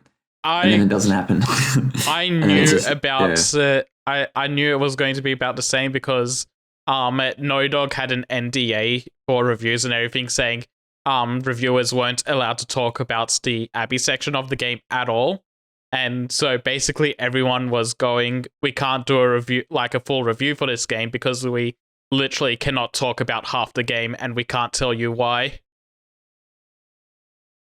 I obviously knew playing it much later that it was about 50% of the game, but I was playing Ellie going like, surely it's going to end, because I'm not going to be playing Abby this long. Surely it's going to end. Surely it's going to end. Holy shit, it's still going with Ellie's story. Oh wow, this game is a lot longer than I thought. And then playing Abby's, I was like it didn't feel long. Don't get me wrong. It was very good and very well written, but it was like I didn't expect it to be quite as long either. Or as I think off the back of that too, like it does end on quite a what's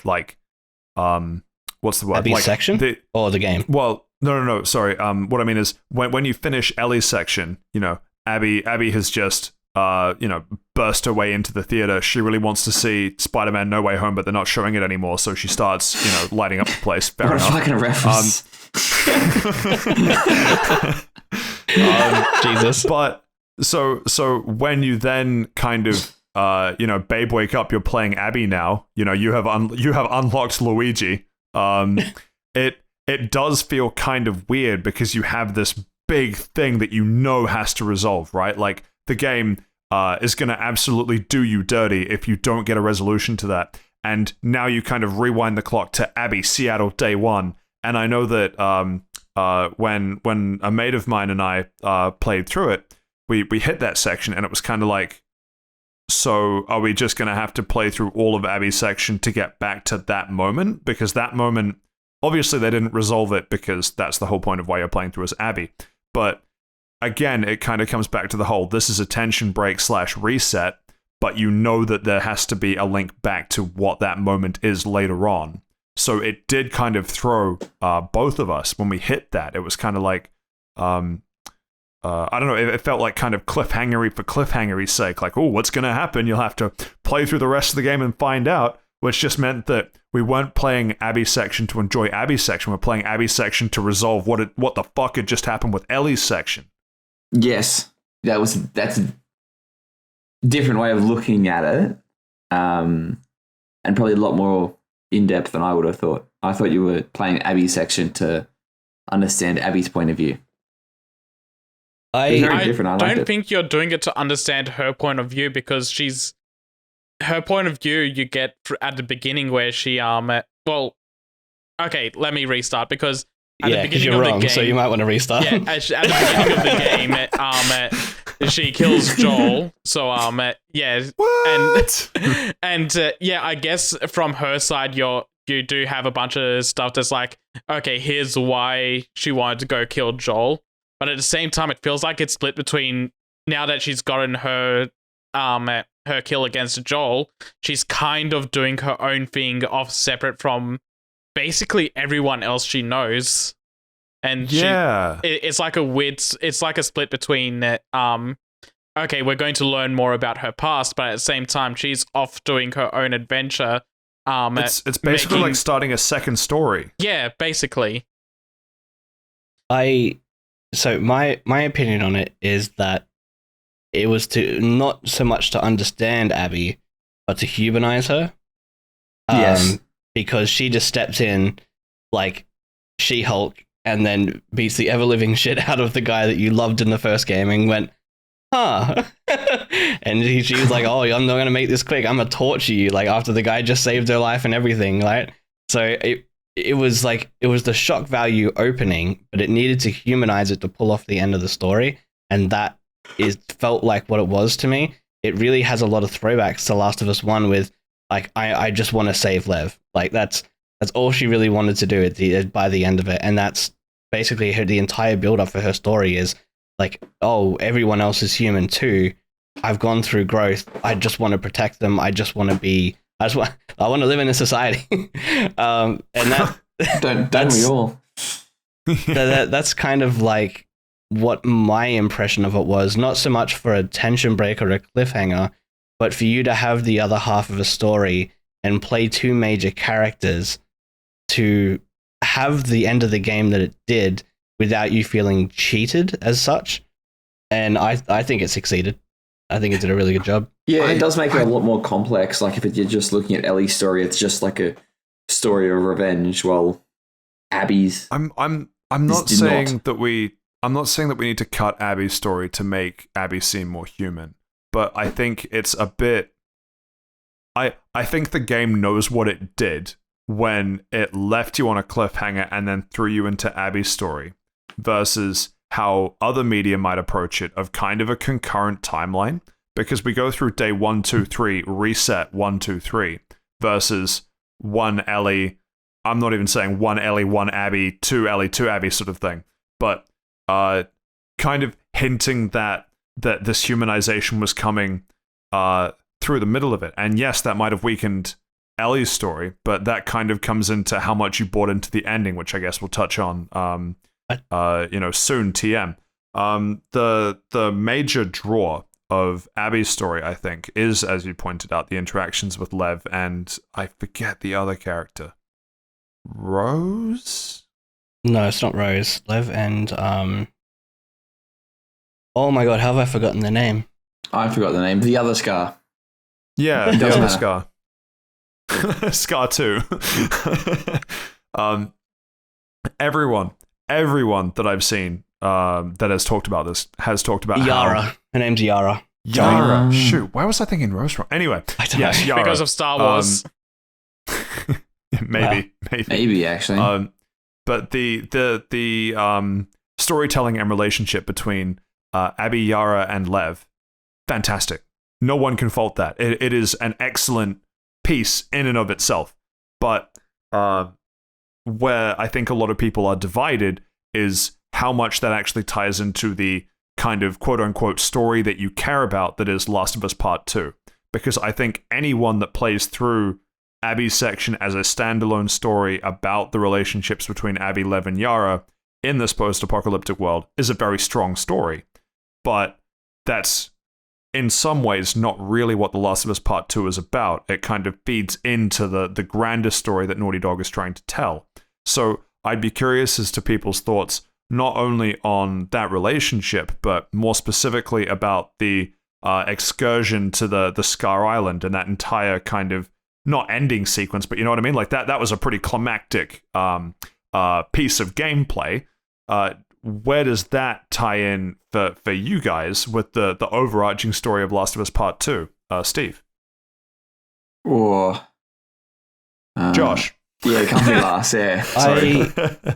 I think I need to start a little bit further back. I think that to do the game section by section not only weakens Ellie's story, but ruins the shock value and the questioning of yourself that you're supposed to have when that comes into play, when you're playing as Abby. I think if you were doing it midway, the story is weaker overall, but that's subjective. That's my opinion. In saying that, I think that section of the game, while I agree with you, it felt kind of unneeded.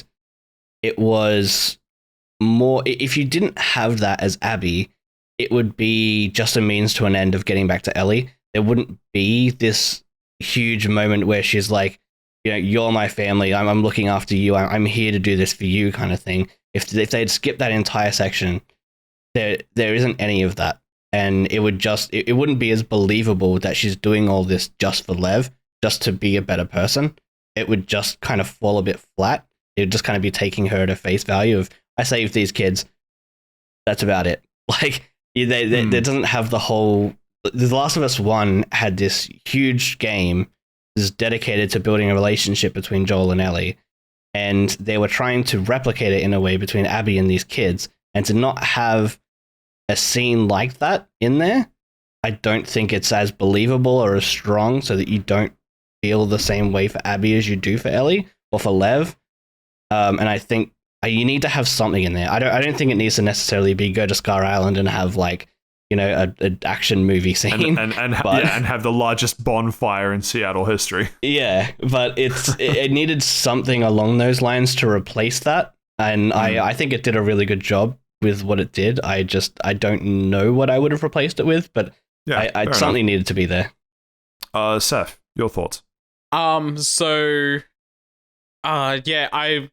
I don't know how I would have handled the split between Abby and Ellie, because I agree with both of you. I think doing it the way they did it is kind of weak, but at the same time, I can't think of a good alternative because it is meant to be there for the shock value and what it serves.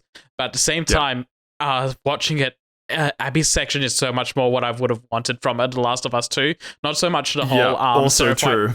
Not so much a whole Seraphite Island ending sort of thing, but more of let's go through the setting of The Last of Us, but with different characters, different motivations, and so on. Because I am obviously of the opinion that The Last of Us 1 ended perfectly. I didn't want a sequel. If they were going to do a sequel, I wanted it to be about other characters and expand the world. And that's kind of what Abby's section did, and I feel like it was a very strong part of the narrative. But in the end, they kind of they burned that all away.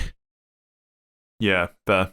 Steve, any thoughts from you? Or still kind of figuring it out? Yeah, no. I think I will admit, Seth, that Last of Us Part 1 did like end perfectly, and there was no need to make a Last of Us Part 2. What they did do with Last of Us Part 2 was really good, and like I definitely enjoyed it. The story premise was just maybe because it was a lot different to Part 1. I probably enjoyed it more because like Part 1 is just a man has to take girl somewhere. Yeah, essentially, yeah. Man has to take girl somewhere. Quest, what do you mean? Yeah, sorry, escort. Yeah, that's what escort, the other one. Or he has to fetch Abby and then give her back.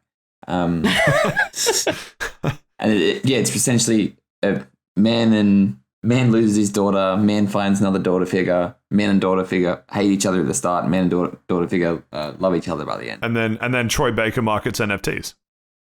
That's the whole story, right? Yeah, that's it. He should be more like... No, you forgot a part where he pulls out of it. Which in The Last of Us case is probably when he got his head hit by a golf bat. when Abby convinced him that NFTs are not the future. Yeah, but Part 2 it is a revenge story for half of it, and it's half of a story of Ellie trying to get revenge. What happens when you get your revenge?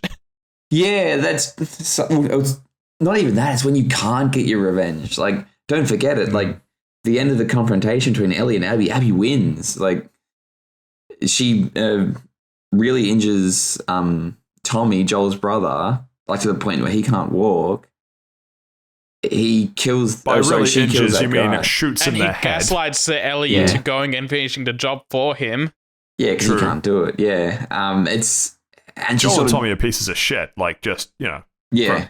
I mean, Joel is kind of a piece of shit in that he did a lot of shit to survive.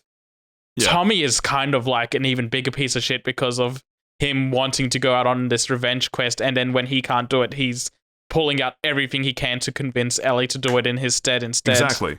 But yeah, anyway, he started out as such a good influence and such a good character. Like, he was the voice of reason, and then just went completely the other end of the rails. That is true, so, yeah. Steve, you were saying before Seth so rudely interrupted you. I'm sorry, I'll try and stop doing that. You did it again? I'm sorry. Maybe that's... shut the fuck up, kick him out. My brother in Christ, just stop talking. I'm sorry. But maybe that's the point. Maybe Tommy does go off the rails because they lost. Yeah, he lost his brother, and not only did he lose his brother, but they went on this big quest for revenge, and they lost. They got the shit kicked out of them, and it was only because Abby gone, you know what? Fuck you. I took Joel. I've beaten you guys on your quest for revenge. Fuck off. Pack your shit. Get out. Well, that was also Lev stopping Abby, though, as well. It was too. It was. Yeah, that's true. I forgot about that. Yeah, Abby could have had them all dead there. But yeah, I think it's fantastic. Like, because I'm just sort of brainwashed by Hollywood. Like a revenge story. Oh, look, you got revenge. All right, see you later.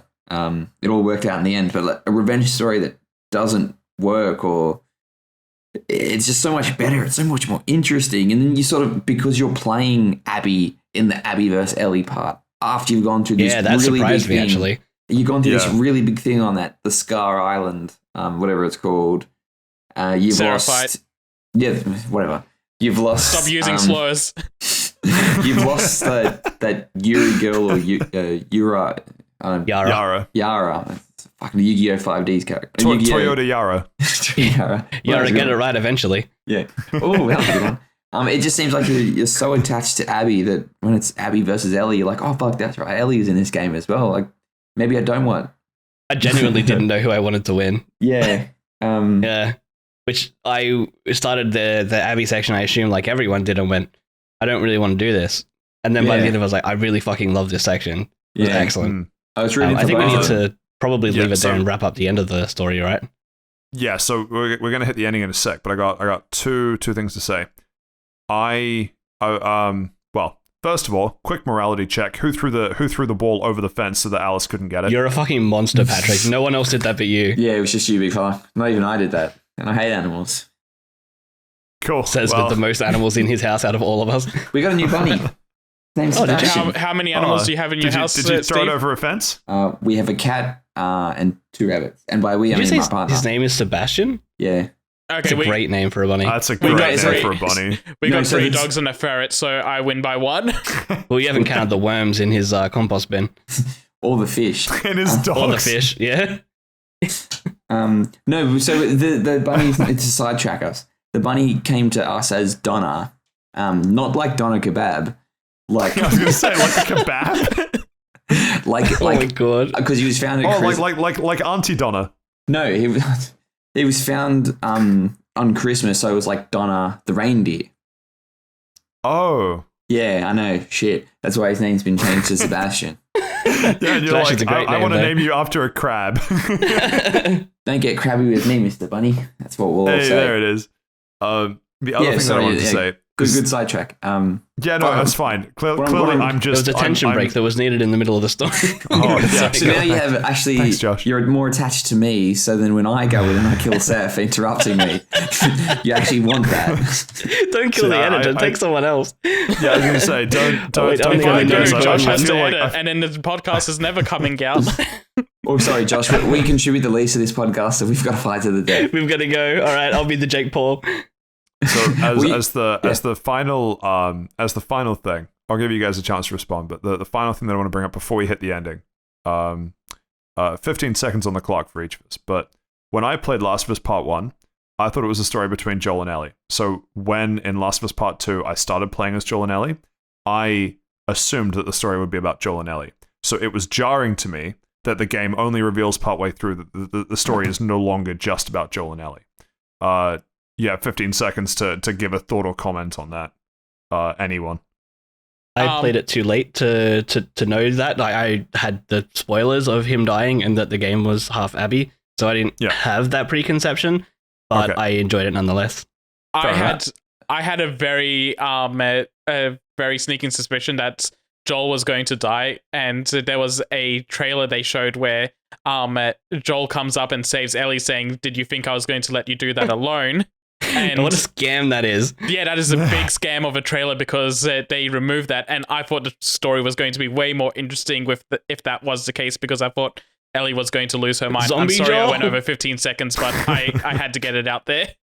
It's like Weekend at Bernie's, but Joel's a clicker. No, I thought it was going to be this whole thing where Ellie's kind of like imagining Joel in these scenarios where she's out on her revenge quest, and I don't know, I thought maybe a story about her mental state after losing Joel would have been very interesting, which it still kind of is, but not in the way that that trailer made it seem it was going to be.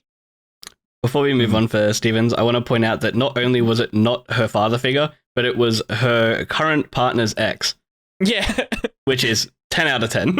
Wait, what? That was fucking strange. Yeah. It was, what was his name? Jesse. In the trailer. So it was like her current partner's ex who currently got her current partner pregnant. The guy from The Walking Dead. Yeah. That dies in both shows, the Walking Dead and The Last of Us. Oh, spoiler. I think Glenn was his name. If you got a typecast, you got a typecast. I don't know his name. Glenn in Walking Dead. Glenn. All right. No wonder he died. So, Steven, oh no, I liked it. Let's just keep going. I have nothing more to add. Yeah, fair enough. So, I took his 15 seconds. Yeah, no, that's fine. Final thing that we'll touch on. So I realize I'm looking at the time. We're at 40-ish minutes. Final thing that we'll touch on: the ending. The ending and its place in the overarching story of Last of Us Part 2. Gameplay, I'm 100% on board with. Really like the gameplay. But I didn't like the overarching story of Last of Us Part 2 because, to me, the entire thing relied on the buy-in that you believed Ellie to be in the right and acting somewhat, not rationally, but that you could believe Ellie's motivations for wanting to seek revenge at the expense of all the people she killed, after making a big deal about the first person she killed in Last of Us Part 1, and how what's the word I'm looking for? Apathetic toward, well, not apathetic, that's not the right word, but like how much Ellie changed in her response to killing people, especially after the Nora section in Last of Us Part 2. And so when we get to the ending, it's this big kind of final showdown. I don't like the idea that she got gaslit by Tommy into giving up everything that she had. I understand the PTSD element, but I really don't like the portrayal of mental illness in video games because it automatically debases where you could rationally believe a character to be coming from, and there's kind of no way back from that. That's just sort of how a lot of it plays out for me.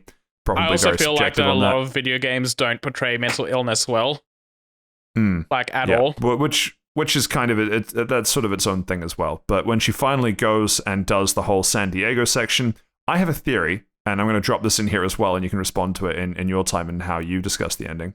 I think the San Diego section was designed to be the Seraphite Island of Ellie's story, and they did it after the resolution between Ellie and Abby, rather than at the end of Ellie's story. That's kind of my working game theory, because it feels a bit too long for what it tries to set up to do. Can you repeat that? I missed what you said there. So the entire final thing where you are Ellie running along the San Diego section to get to Abby, it feels like it serves the same purpose in the story that Abby going to the Seraphite Island does, in that you know what it is that you're trying to do, and it's kind of fun in the way that you're doing it, but in the grand scheme of things, it kind of serves as a traveling mechanism or as a sort of story vehicle to get from point A to point B, rather than it being an actual a necessity important that it's thing. Yeah, that it's about San Diego or that it's about Santa the Seraphite Barbara, by the way. Island. Sorry, Santa Barbara, but you get the point, right? Like that ending piece. Yeah. My working theory is that was intended to be the Seraphite Island section of Ellie's story. That it's just sort of done in an odd way where it's after the story somewhat resolves. And I don't like the ending in that we finally have this confrontation, and it feels like a letdown, honestly, like to me, that it's only when Ellie is finally in this situation where she's fucking drowning Abby that she finally has this moment of realization that, maybe all those people I've killed, maybe Joel, maybe all these other motivating factors should change how I view this situation, when it doesn't feel earned, in my opinion, because of how kind of pushed she is into getting there, and I'm just sort of not on board with it at that point. So I really didn't like the ending, but I loved the gameplay of Last of Us Part 2. I've sort of said my piece on that. I'll throw it to, I feel like Josh probably has something to say immediately. Steve will probably would rather go figure last. something out. Okay, fair enough. Seth, do you have thoughts? I'm pretty much on board with you in that, I don't like the ending. You either have to be on board that Ellie is committed, because she's gone through like this whole arc where she's just kind of killed everyone that's associated with Abby, like her boyfriends, her entire friend group, and there's the been dog. The dog. And there's been like, I don't feel like there's maybe I've missed some cutscenes in like my half watch through of her side, but it doesn't feel like she's that remorseful about it. It's like they're stepping stones to me getting my revenge on Abby for what she did. And Abby made me hurt by losing Joel. I'm going to make Abby hurt by taking away everyone she's associated with. And that's just kind of like, she's really far gone at that point. And then it's like, she gets to the ending and we have to buy into the fact that she's given up her life. She's with I'm sorry, I forgot her name. Dana, that's it. Yeah, she's giving up her life with Dana to go back and do this all over again. And right at the ending, she's having this moment of clarity about Joel, and she's like, no, I can't go through with this, even though she's done so much worse throughout this entire game. And it feels like it's trying to do a very cheap. It's very cheaply hitting the message of the cycle of violence has to end at some point. If getting Abby means that Lev would have come after Ellie unless Ellie killed Lev as well, and it's kind of sloppily done in my opinion. I would just say on that before I throw it to Josh or Steve that I do like how obviously it is very clear that the whole message of Last of Us is that we can break the cycle of violence, but if at any time someone that committed violence just killed everyone in the room rather than one person, we wouldn't be having this discussion. Yeah, exactly. and then themselves. There you go. Full come full circle. No, those are all good points. And to be honest, I didn't like how Ellie spared Abby. I thought it was like, no, get fucked. Like it does sort of. I'll take your point. Like she did go through so many people to sort of get to that point. But at that point, like it's how much of that is just like video game padding versus kill type of thing. That final sort of cutscene as well, and like how emaciated Abby was. Like she'd lost like a lot of her strength in that prison camp. Her arms looked normal. It was terrifying. She didn't look like One Punch would fucking cave my head in and the heads of my sons who no longer exist because she's punched them. I just feel sorry for Abby after seeing her tied up like that. Hold on to that thought for my point. I get the feeling that's the sort of point. Like they both had absolute, like even though Abby won, she wasn't living this great life. She was in that prison camp for quite some time, and Ellie was dealing with her PTSD and the absolute regrets that she had about like not only did she not get revenge, she like had revenge in her hands, and she went through so much and she lost. Like I said it before, I've said it again, like she was the loser in that fight. Like she got the shit kicked out of her. They killed that guy. Tommy got disfigured and can't really do anything by himself anymore. Did Dana lose an arm? Am I imagining that? No, Dana got out pretty scot-free because she got scot-free. They didn't touch her because she was pregnant. That's right. Abby almost slit her neck, and Ellie said that she's pregnant, and then Abby had like this moment of, so what? Because Ellie killed her friend that was pregnant earlier. Yeah. It's funny how you never see anybody pregnant. And then Yara was like, "This is not our way." Yeah. Well, I think So maybe this just went over my head because I didn't get it, or it wasn't supposed to be there. Was Yara supposed to be like sorry, not the Yara, Lev, were they supposed to be a trans figure? Sure. Yeah, they were trans. Yeah, they were absolutely trans, and that was the reason they had the falling out with the religion. Yeah, because there was there was that one comment they made about like wanting to be a warrior, and I wasn't sure if that was because the scars had like weird places in society between how you're born. Okay. And I think I missed a couple of the they also kept dead naming her as well.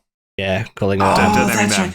Yes, that's right. They did too. You're correct. And also, they say later on that there was supposed to be a wife for one of the elders, and that they didn't want that life.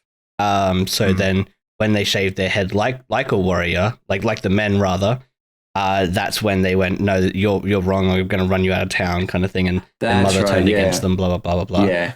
I think I was like drifting off in a nap when that was happening.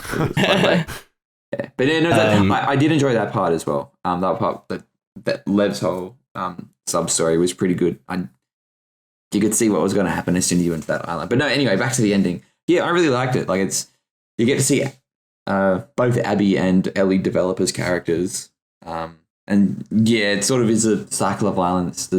I'll let you guys go type of thing, but they were both them. No, don't do it again. Yeah, they were both pretty fucked up. Yeah. Josh, it feels like you probably have something to say on this. Yeah, I want to find out first because Saif and Patrick both know my opinion. But what do you think, Stephen? Do you think I liked the ending or not? I don't know. That's a weird opening. Oh, I'm curious because he was like, "Oh, here we go" at the start, right? Yeah. I want to find out if it aligns with him. You know. I think you did if there was no chaotic evil. You thought I what? Sorry, I couldn't hear Patrick yelling fucking alignment. I thought you would have liked it if there was no epilogue. Because I would have preferred it without the epilogue as well. Yeah. Right. So I am part in that camp. So okay. So I think that I guess to start with, overall, Last of Us 1 has a better story. Last of Us 2 has better gameplay. So that's I think where I'm coming from for that. That's an easy thing to agree on. I think so, but I think the nuances in the story and just not the way they presented it for the most part were extremely well written and in some parts better than The Last of Us 1, but The Last of Us 1 had a better overall comprehensive story. So in saying that, I really liked Ellie's first part and I was on board with her quest for revenge and I understand the grief and the loss, and you're living in a post society kind of world where she was living as a child in the Firefly camps and in the not the concentration camps, but what were they called? The quarantine camps. So she was living in a quarantine camp. She was mostly safe, right? When you consider all the situation in the world. And then when she went out with Joel and killed that person for the first time, she was like, "Oh shit, you're not in Kansas anymore, Dorothy," kind of shit. Actions have consequences. Crazy. Yeah. So it went through that, and then 4 years later, living in the outside world, killing's a norm. She was like, "I'm angry. I want revenge. I'm gonna go kill some shit." That seems like a normal reaction to be having in that setting to me. So I was on board with the quest. I was on board with it all the way up until you swap into Abby. And then the Abby side, I'm like, I just kind of want to rush through this. I don't really want to play Abby. But then playing through Abby's story, which was extremely well written, I think, and the better part of the game probably overall, that really sort of changed my mind a fair bit, where I was like, yes, I'm still on board with Ellie's quest for revenge. I understand her motivations, but I didn't. I wasn't quite as one-sided. I didn't just want to go, cool, I want to kill Abby and see how this ends. I was far more interested in the similarities between what Abby is as a Joel figure than it is into for part one, especially as she starts sort of developing with Lev and almost takes on like a parent figure. To see the comparisons between them and then to see them sort of wrap up towards the ending, that really was really interesting to me. So I didn't like the whole... I didn't mind the whole rattlesnake part. It just felt unneeded. So that section where you're playing as Ellie getting through the rattlesnakes was like, whatever. If she had just gone down to Santa Barbara, did a small conflict, and then had the head-to-head with Abby, I probably would have enjoyed the game more. But I think the conclusion of her being basically strung up and left to die, and all Abby wants to do is look after Lev the same way that Joel would have just wanted to look after her, and seeing Lev basically basically dead, and Abby just drained of like all her muscle and how much she's suffered and how she's just another person struggling to live in the world as well. I think that was the comparison that made Ellie go like, we're all just trying to live, like, yes, she was mad, I was mad, I've killed a bunch of people, you've killed a bunch of people, and she just didn't have the strength to continue the fight anymore. It wasn't so much like I've come to an understanding and I want to spare people. I just felt like more of a, why are we doing this? Like, it's just, what's the point kind of thing. Yeah. It's definitely a what's the point sort of thing. But yeah, I get that. But that's the problem. I think Ellie doubled down when she decided to leave Dana and go out on her own, because she knew what she was giving up. And and at no point, right? Like, even when she's happy on the farm with Dana, right? She still has these PTSD episodes and reconciles, the only way I will get past this is if I go and finally like kill Abby and finish what I started. I don't believe for a second that her saying just go to Abby and Lev and then going off to the island or wherever it is that they're trying to get to with the Fireflies and stuff, when she comes back to the farmhouse and finds that Dana's gone, I don't believe for a second that in another couple weeks or months she has another PTSD episode and goes, fuck, I really need to kill Abby. You know what I mean? Like, that's why I'm saying when it doesn't feel earned, because we have this sudden turn and we're like, oh, okay, she's like healed now. But I do not believe it. I don't have any buy-in on that decision-making process. And at the same time, that final fight with Abby also disfigures her to the point where in the final moments of the game, we see that her last connection to Joel is absolutely severed now. She's got nothing. Yeah, she's lost her fingers. She could just learn to play guitar left-handed like Jimi Hendrix. I don't see how that's the issue. Yeah. It's still, you can't pluck as well. But anyway, it's... it might have been more of like, she won. Like, there was when Abby beat Ellie the first time, she didn't kill him. So then it was sort of like, all right, well, round two. All right, I've beaten round two. I think the difference is that you're coming across with a conception that she's healed. That never crossed my mind for a moment.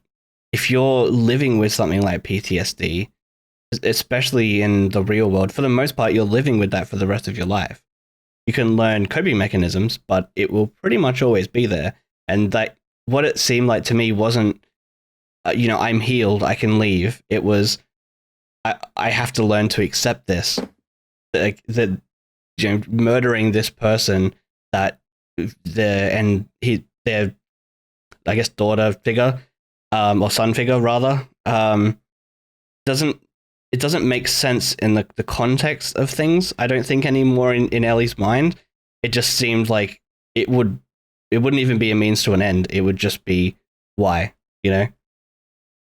I don't agree. Like, okay, I'll keep this short because we're getting pretty long in this topic now, but I just don't agree with that because like Ellie's like I keep saying, Ellie's doubled down on this. She even threatens to kill Lev so she can have the fight with Abby, and it's like she's gone all the way through the efforts to get to Abby, fight Abby, threaten people that are associated with her again, and it's like right in these last moments where she's got Abby underwater, gasping for air, almost drowning, that she decides to let up, and I don't understand why. I don't feel like they give a good reason why that's the case. I think it's more of a conclusion to the fighting, that you needed to have a fight. If she'd just gone there and seen them in that state, it wouldn't have been a story conclusion, in my opinion. I think they needed to do some kind of head, but I don't know if I agree necessarily that was the best way to do so. But I think it was. I think it wrapped up very nicely the way that it ended the story. Should we move on then with scores? Yeah, we're gonna basically wrap it up here. Steve, any final thoughts? No, I really like the ending. I agree with you, Josh. Very good points. Wow. Okay. 2v2. It's us against them. Okay, sorry. I'm glad this is being recorded because I'm gonna set that as some kind of ringtone or something. I can't believe we're out here with Steve having the Josh takes. Yeah. We're Ellie and you guys are Abby. Fuck. Like, God, I wish those arms were me. So we get the better story. Got it. But you lose. Hey, Josh, want to go golfing sometime? Yeah, sure, Patrick. I don't know why, but yeah, sure, sounds good. Do you have a father figure in your life that might have saved you from saving the world at some? Anyway, yeah, we're just gonna wrap it up here. It is kind of interesting, actually, kind of cool that we're down to like a 2v2 split on how we thought the ending would go. That is kind of nice. I think it sort of suits how the audience viewed the ending of Last of Us Part 2. Super quick, I would still give, but if Last of Us Part 1 is a 9.5/10 out of 10, which it is for me, Last of Us Part 2, 8.5 to 9 out of 10 for me. Saif, what would you give it? From like watching the story perspective, I'd say probably a 7. You didn't play the game. Yeah, that's what I'm saying from just watching the story's perspective. So it's not a real score. You had fun wrong. Skill issue. Well, you watched the movie, I guess. If that's compared to Doctor Strange, I guess. Doctor Strange is a better movie. Oh, interesting. Oh my god. That was a take. I am saying that specifically to upset Patrick. That is worse than a Josh take. Okay. I would give it a 9.5. Cool. Steve? Yeah, I don't give out half, so it's just a 9 for me. So we all agree that The Last of Us 1 is a 10 out of 10 and The Last of Us 2 is just worse. They're both 9s. No, yeah, I would agree that they're about even. Yeah. Okay, I'm with Seth again on this one. I'm glad that we're 50-50 split, just like the fan base. Hey, all I'm saying, if the editor's on my side, I got to be doing something right. I have one very, very quick question about the Last of Us ending, very, very specifically the title scene. I mean, that's fine. We're at an hour 3 minutes, but fuck it. Yeah, just toss something else on. We're going to be an hour 5 minutes because you pretty much just a yes or no, right? So the ending, as a mutual friend of mine and Patrick's pointed out to me, is that it's basically you think he's your friend? Yeah, not really, but it's for the sake of not explaining our complicated relationship. So the title scene is the boat that Abby and Lev escaped on, facing the hideout of the Fireflies. Yeah. After that, so if that is the plot / premise of Last of Us 3, if there is a Last of Us 3, Are you looking forward to it? Yes or no? Looking forward to it, yes. I don't want Ellie to be involved anymore, though. I think Ellie's finished. Honestly, I feel like Lev and Abby should be finished as well. Like, I want to go back to the idea that it should have been of let's explore and grow the world, rather than continue the characters that we already know. Give us prequel Joel. Someone's going to use Abby's head as a driving range, and then we're going to get Last of Us Part 2, Part 2. Exactly, but also I think that they're done with The Last of Us for now, because The Last of Us 2 absolutely drains Naughty Dog so much that they have no idea what they're doing next, and they need a big reset.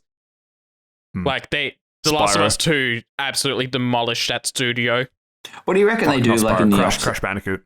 Oh yeah, I was going to say, like, what do you do? Like when they after the game releases, do they just sort of sit there and be like, all right, well, guys want the donuts? They're doing a full reset of their studio culture and how they develop games, because they crunch the fuck out of people. Yeah. It's burned through all their employees to the point that they were using fresh contractors in the game. It was not a great development studio. So they're making Uncharted now, right? God, I hope so. I think, or the Fast of Us. I still feel like we're owed Uncharted because we got Uncharted 4 instead. I think they put that up Dune buggy in there, so come on, give us Uncharted. I think to really wrap it up, I would be very excited to see a third game, and I would definitely play it. I don't necessarily have a strong opinion about Ellie and Abby being in them. I just don't want them to be the playable character. That's all. Right. I want prequel Joel. Yeah, prequel would be excellent. No. I don't agree with that. What we needed was Borderlands 1 to Borderlands 2, Last of Us Part 1 to Last of Us Part 2. Would have been. What about some Tiny Tina DLC? I just want a bunch of arenas. Actually, that reminds me. Tiny Tina DLC came out this week. You finished it in 20 minutes. It was kind of fun, I guess. Anyway, that was it. Right, on to the news.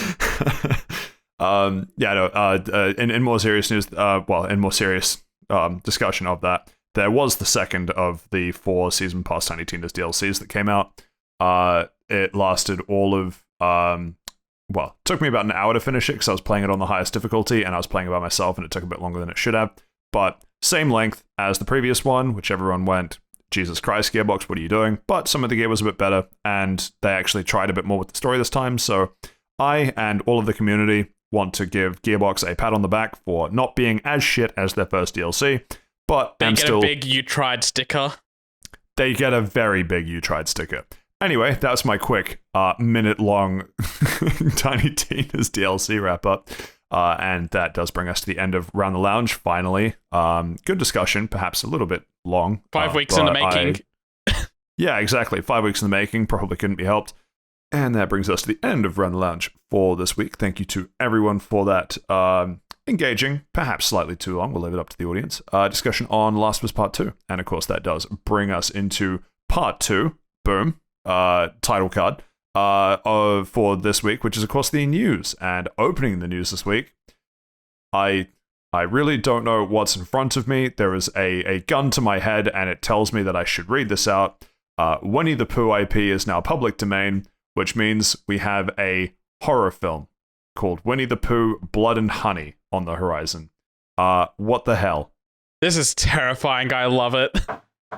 I don't know what else I can... I don't know what else I can say about it. It really does look like Payday. Oh my god, it does look like Payday. It does. Jesus Christ. So, on the bright side, Winnie the Pooh's got good taste in cars. He does. True. What kind of car is it? We have we have a tweet from Discussing Film with a couple of screenshots from the upcoming Morbius sweep killer, Winnie the Pooh, Blood and Honey. That's all we have to say about that. Next up on the list, Kiryu finally gets a pronounce it wrong. Sorry, can you please say his name again? Thank you for listening to episode 25, guys. I don't fucking play this game. Kiryu. What the fuck do you want from me? It's Yakuza guy. Sorry. Oh my Mr. god, it's Yakuza cool Man guy. finally gets a gun in Rainbow Six Siege. as part of a crossover thing. He's finally going to kill people. So just to take a step back even further, because obviously Pat has no fucking clue what's going on. This is Kiryu Kazuma, but continue, from the Yakuza series. He is making an appearance in Rainbow Six Siege as a crossover skin, which is very strange. I'll be honest, also the fantastic. only crossover skin I care about is the Among Us PUBG crossover skin. The greatest gun skin ever. I don't even know if it was real. Part of me kind of hopes it was fake, but it was an excellent piss take. I just like the wording of this article very quickly, that it is joining Lara Croft, Leon Kennedy, and Rick Sanchez. So the two characters that are coming to this bundle are Kiryu Kazuma, like we've already said, but also Kaoru Sayama, I think is how you pronounce her name. Yeah, Sayama, yeah. Yeah, she was a cop that worked with Kiryu in the first 3 Yakuza games and was a semi-love interest as well. So she's going to be in there alongside him. They were roommates. And they were roommates. All right. Interesting, I guess. I didn't realize people still played Rainbow Six Siege, but cool for all three of you out there. They don't. Hope you have That's fun. why they're doing these skins. Fair enough. Next up on the list, we have a, I guess you'd call it a leak. People that trawl the Steam DB pages, they found that Returnal might be on its way to Steam. Returnal being, is it a PS5 exclusive? Is that one of the... Yeah, PS5 exclusive. It was. Yeah. It was, yeah. Still is at the moment. It's not out on PC yet, but that could be changing very soon. The formerly known PS5 exclusive Returnal. The artist formerly known as. Yeah. So that might be on its way to a Steam page near you. Did any of you guys play Returnal? I'm looking at you. No. I haven't, but I am pretty interested in it. So if it's coming to Steam, I'll probably wait for that because I feel like it'll be much better to play that on... Actually, no, it's a third-person shooter, and I generally prefer those on controller, so yeah, whatever. I'll play it at some point. It probably won't be $125 on Steam, I can tell you that right now. It probably will. If it's $125, no one on Steam is buying it. I hope it is. You know what? I hope it's $110. Alright, that's still $15 cheaper. It'll probably. I expect it to be coming at about 115, honestly. Yeah, I don't think it'll be the 425 that PlayStation wants in their insane mind. Well, it doesn't matter if it's coming to Steam. No one's going to buy it for less than 50% off anyway. That's it. Well, fuck, more than. God, you know what I meant. Anyway. $30 unless it's an anime game. That's it, baby. Or $40, $80 if it's Dragon Ball Z The Breakers. Thanks to Nibble for that. Nibble? It is Nibble, right? $1 Okay, as the handle. Sure. Thank you, Yeah. Saif. Just fucking, why don't you just take me back and shoot me in the fucking head? Anyway, I will. Next up on the list, we have Sonic 06 being relisted. You skipped in one, by the way. Another one by $9 which was God of War Ragnarok was rated in Korea. Sounds like Saif I was getting host. to that. The game that came out after Sonic 06, Thor Ragnarok. God of War Ragnarok. God damn it. Yeah, actually just shoot me at this point. Okay, so yeah, very quickly. Okay, he'll shoot you. Very quickly, God of War Ragnarok was rated on the Korean ratings board. I feel like this has implications that the game's probably close to done. Probably close to a Gold Master version hitting soon, which means it'll probably come out this year. And also Resistance Retribution is the same, so that's kind of cool. How did I click on the second link multiple times? I don't know. Only you can answer that question. All right, so the best Sonic game on 360 is being relisted. Seth? That's not Sonic Unleashed being relisted. It's Sonic Unleashed was never delisted. Sonic in the Dark Knight. We can't go into a 30-minute debate on this. But yes, Sonic 06 is relisted on the Xbox 360 store. It is not backwards compatible, so you can only play it on Xbox 360. 10 out of 10. Yeah, this is a very Sonic 06 move to do. So we cannot forget, I cannot stress this enough. Our viewers at home, please. There is like a scene where a princess kisses Sonic, and I'm not even fucking joking. I'm begging you. A human please. princess. Yes, a human princess. Which makes it even fucking weird. Which means it's... Don't forget, Sonic was dead at that point as well. So I'm lost. Maybe this game should have been buried. This is it should be, yes. This is the proof that the devil exists. The fact that it not only came out, the fact that it's coming out again, and we are talking about it so late, much later. Yep. And it's $5, which is cheap enough to convince someone to buy it. Yep. I think my favorite part about this whole thing is that the article from Kotaku that's in there has an AI remastering in 8K of that kiss scene. 10 out of 10. 8K even. Jesus 8K. Christ. Well, the human released last year. The human eye can't see more than 6K a second, isn't that it? That's it. All right, let's move on. Also can't earn more than 6K a second unless you're Elon Musk. Anyway, thanks to Kotaku for that article. Next up on the list, we have Norman Reedus talking about Death Stranding. They are making a second? Yeah, no one's really surprised that there's going to be a second one. This is just like the first time we've heard someone openly say, yeah, it's coming and we're working on it already. So what are they gonna call it? Like, they can't call it Death Stranding 2, like Strand Harder or Death Harder, you know what I mean? Like, what are they gonna use for the tagline? Death Sitting. Death Sitting.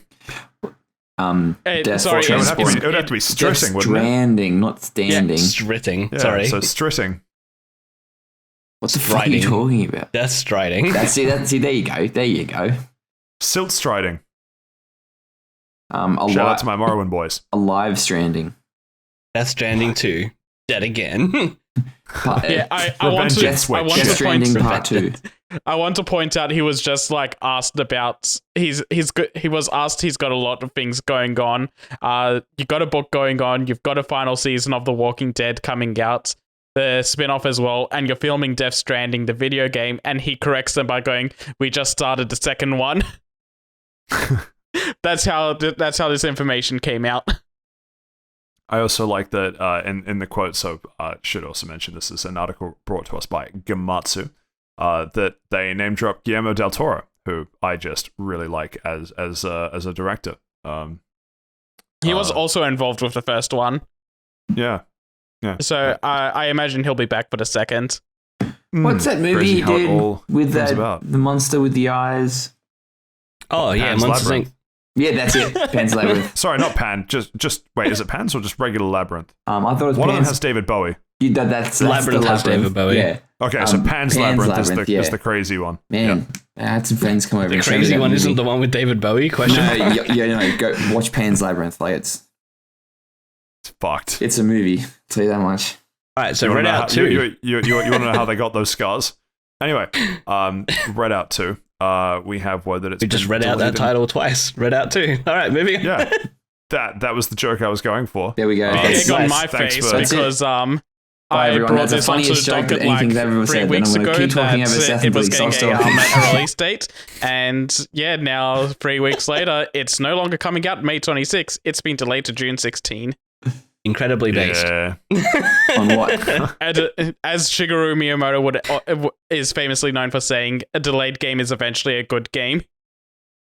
Only if it's delayed enough.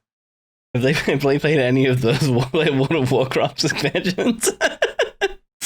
Anyway, 60% of the time, that phrase works 100% of the time. Not really a huge amount more that we can add. Thank you to Gematsu for that article. Speaking of Gematsu, Dragon's Dogma, we have a 10th anniversary website launched. God, I need to fucking go back and play that. Holy shit, I love that game so much. Yeah, I need to play it as well, and this is a big turning point for me going, yeah, I should play that because they're opening up a 10th anniversary website, and there's lots of rumors that there's going to be a second one coming pretty soon. Yeah, they did a a HD sort of remake thing for it a couple of years ago, but literally all it is just upscale textures. Like it's nothing. It's currently 75% off on the Switch. There you go. Nice. On the Switch, it fucking works on the Switch, eh? Cloud gaming? That's how every bloody remaster goes these days, though. Just upscale the textures, sell it, easy. But I can play it on my Switch. You can play it on the go. Having this on the Switch should be alright. There was also that awful Netflix show that came out for it last year. Oh, fuck, there was too. Man, that's good content. Podtent. Spoiler cast when for fun or anyway, again, not a huge amount more we can add to that. Feel free to go and check it out if it is interesting to you. Next up, speaking of Gamatsu, boom, you used the same joke twice. Smooth transition. Well done, Patrick. Cell 5. Guilty Gear Strive. Everything right, everything right, we have a 2022 Starter Edition, as well as a bunch of other news announced for it. Guilty Gear Strive, that's been around for a couple years now. It's a year now. No. This just a year. Yeah, Shoot, this what am I thinking this of? was announced at a on a stream last night that was celebrating 1 year anniversary for the game. And basically the important bits to know from that is they're doing a starter edition over in Japan, which includes the game and a first season pass in one bundle. Oh shit! I was thinking of Skullgirls. My bad. Yeah, I was thinking of Skullgirls for some reason. Yeah, Skullgirls is the one that's fairly old. Yeah, fairly old is an understatement. Yes. There's going to be a balance patch coming out that's going to be fairly large and is tuning the entire cast of the game. There's going to be changes to the game mechanics, so maybe they'll make it fun now. I like the game. It's that one character that uses the dolphin and it just blows everyone out of the water. Yeah, yes. That's a I see you've also seen Donkey's video on it. I mean, it's pretty accurate. It's just Tatsugeki constantly. And the most important news for it is that they're going to be doing a beta test in summer that they're going to be testing crossplay between PC and PlayStation, which is a welcome addition. And that's also something that's in Multiversus that they do very well. So more games need to do that. More fighting games need to add crossplay. Fair enough. Thank you to Komatsu for that. You're not going to feel guilty about playing that gear. You know what really grinds my gears? I should have strived for another better joke. You should have. All right. Next one. So Skullgirls. These girls aren't skulls at all. The game that I thought was Guilty Gear Strive like an idiot is also in the docket for this week. Where Second Encore is coming to Xbox. I never know if Series means Series X, S, or both. Both. Yeah, they're both. When they say Xbox Series, it's the both. So stupid. So you can remember it because it can be the Xbox Series X can be abbreviated to the Xbox X, but the Xbox Series X can only be abbreviated to the Xbox SES. State Emergency Services. All right. What a strange thing to say. That and the X Bone coming in 2022, and we have Black Dahlia. An alpha very gameplay early trailer. gameplay teaser for her because she's still not fully colored in a lot of her moveset. She's been announced for a while though, hasn't she? Yeah, she has, but Skullgirls characters are infamous for taking a very long time to animate and put into the game. They're very expensive to make. Why? They're all hand drawn. Oh shit! What the fuck? Right, it does look good though. It does look good. Yeah, it does. So great. The game's the already end result out. always looks good. Yeah, the game's already out basically everywhere. It's just now it's coming to Xbox to complete its cycle of being on every available platform now. X-Bros. Because it was available. It was available on Vita and mobile before it was available on Xbox. Get fucked, Xbox. Saving the best for last. We get the most finished product. And thanks to the beta test, scrubs. We're going to have to scrub Stevens win off the docket. He's getting too full of himself. No. And we're not even there yet. Speaking of wins, next up on the docket, some QA testers at Activision Blizzard are absolutely raving about their latest union news. I'm so done. And that concludes the podcast for the week, guys. Thank you very much. The host has now been kicked from the podcast for that joke. Which means we have no podcast anymore. Yeah. All right, continue, host. This is actually good news for the week, for once, coming out of Activision Blizzard. Rare, I know, but I'm sorry, Raven. I'm going to have to turn that around once we're done talking because it's something extremely sad and funny about Activision after this. Yeah, I know exactly what you're talking about. All right, let's go. But the subsidiary of Activision Blizzard, known for their famous games such as the Diversity Checker, which we talked about last week, they finally, they are part of a landmark unionization job where 19, I think, Raven QA employees. Yeah, the final tally was 19-3 in favor of forming a union. Yeah, so they are basically ratifying the unionization contract. There's no contract as such as under the new arrangement yet, but that is expected to be coming soon. Yay. I don't really have much more to add. This is just an extremely big win for Raven Software. I'm very glad this is happening for them, and I hope more game studios over in the US can form unions and just lead better work conditions. And now for the sad part of this, after this came out, a board member from Activision out loud said it seems wrong that a big decision like this was made by 19 people. Which were put there to make the decisions of these people. But anyway. Yeah, the entire studio direction shouldn't be decided by 19 people. That is insane. What it should be decided by is the absolute zero that is Bobby Kotick. I'm surprised his name doesn't come up in this article, apart from just... Yeah, no, it was after this article was posted, someone said that, but I couldn't find it again. I couldn't find it, I just couldn't be bothered looking for it. Fair enough. And that became a well-memed tweet of, decisions shouldn't be made by a very select group of individuals at the company, huh? Crazy how that works. Well, it's almost like that's how every government works as well. I don't know. Hey, Jamie, and boards of directors. Pull up the board of directors. Yeah. You know what? When I go into work tomorrow, I'm going to be like, you know what? I should make my own decisions about work. I'm not doing any. And then be like, no, that was a joke for my podcast. Please, I wasn't serious. Please don't fire me. Yeah. Please, I need this. Until we get a shout out from the Giant Beast. Not Giant Beast. I cannot believe it's come to this.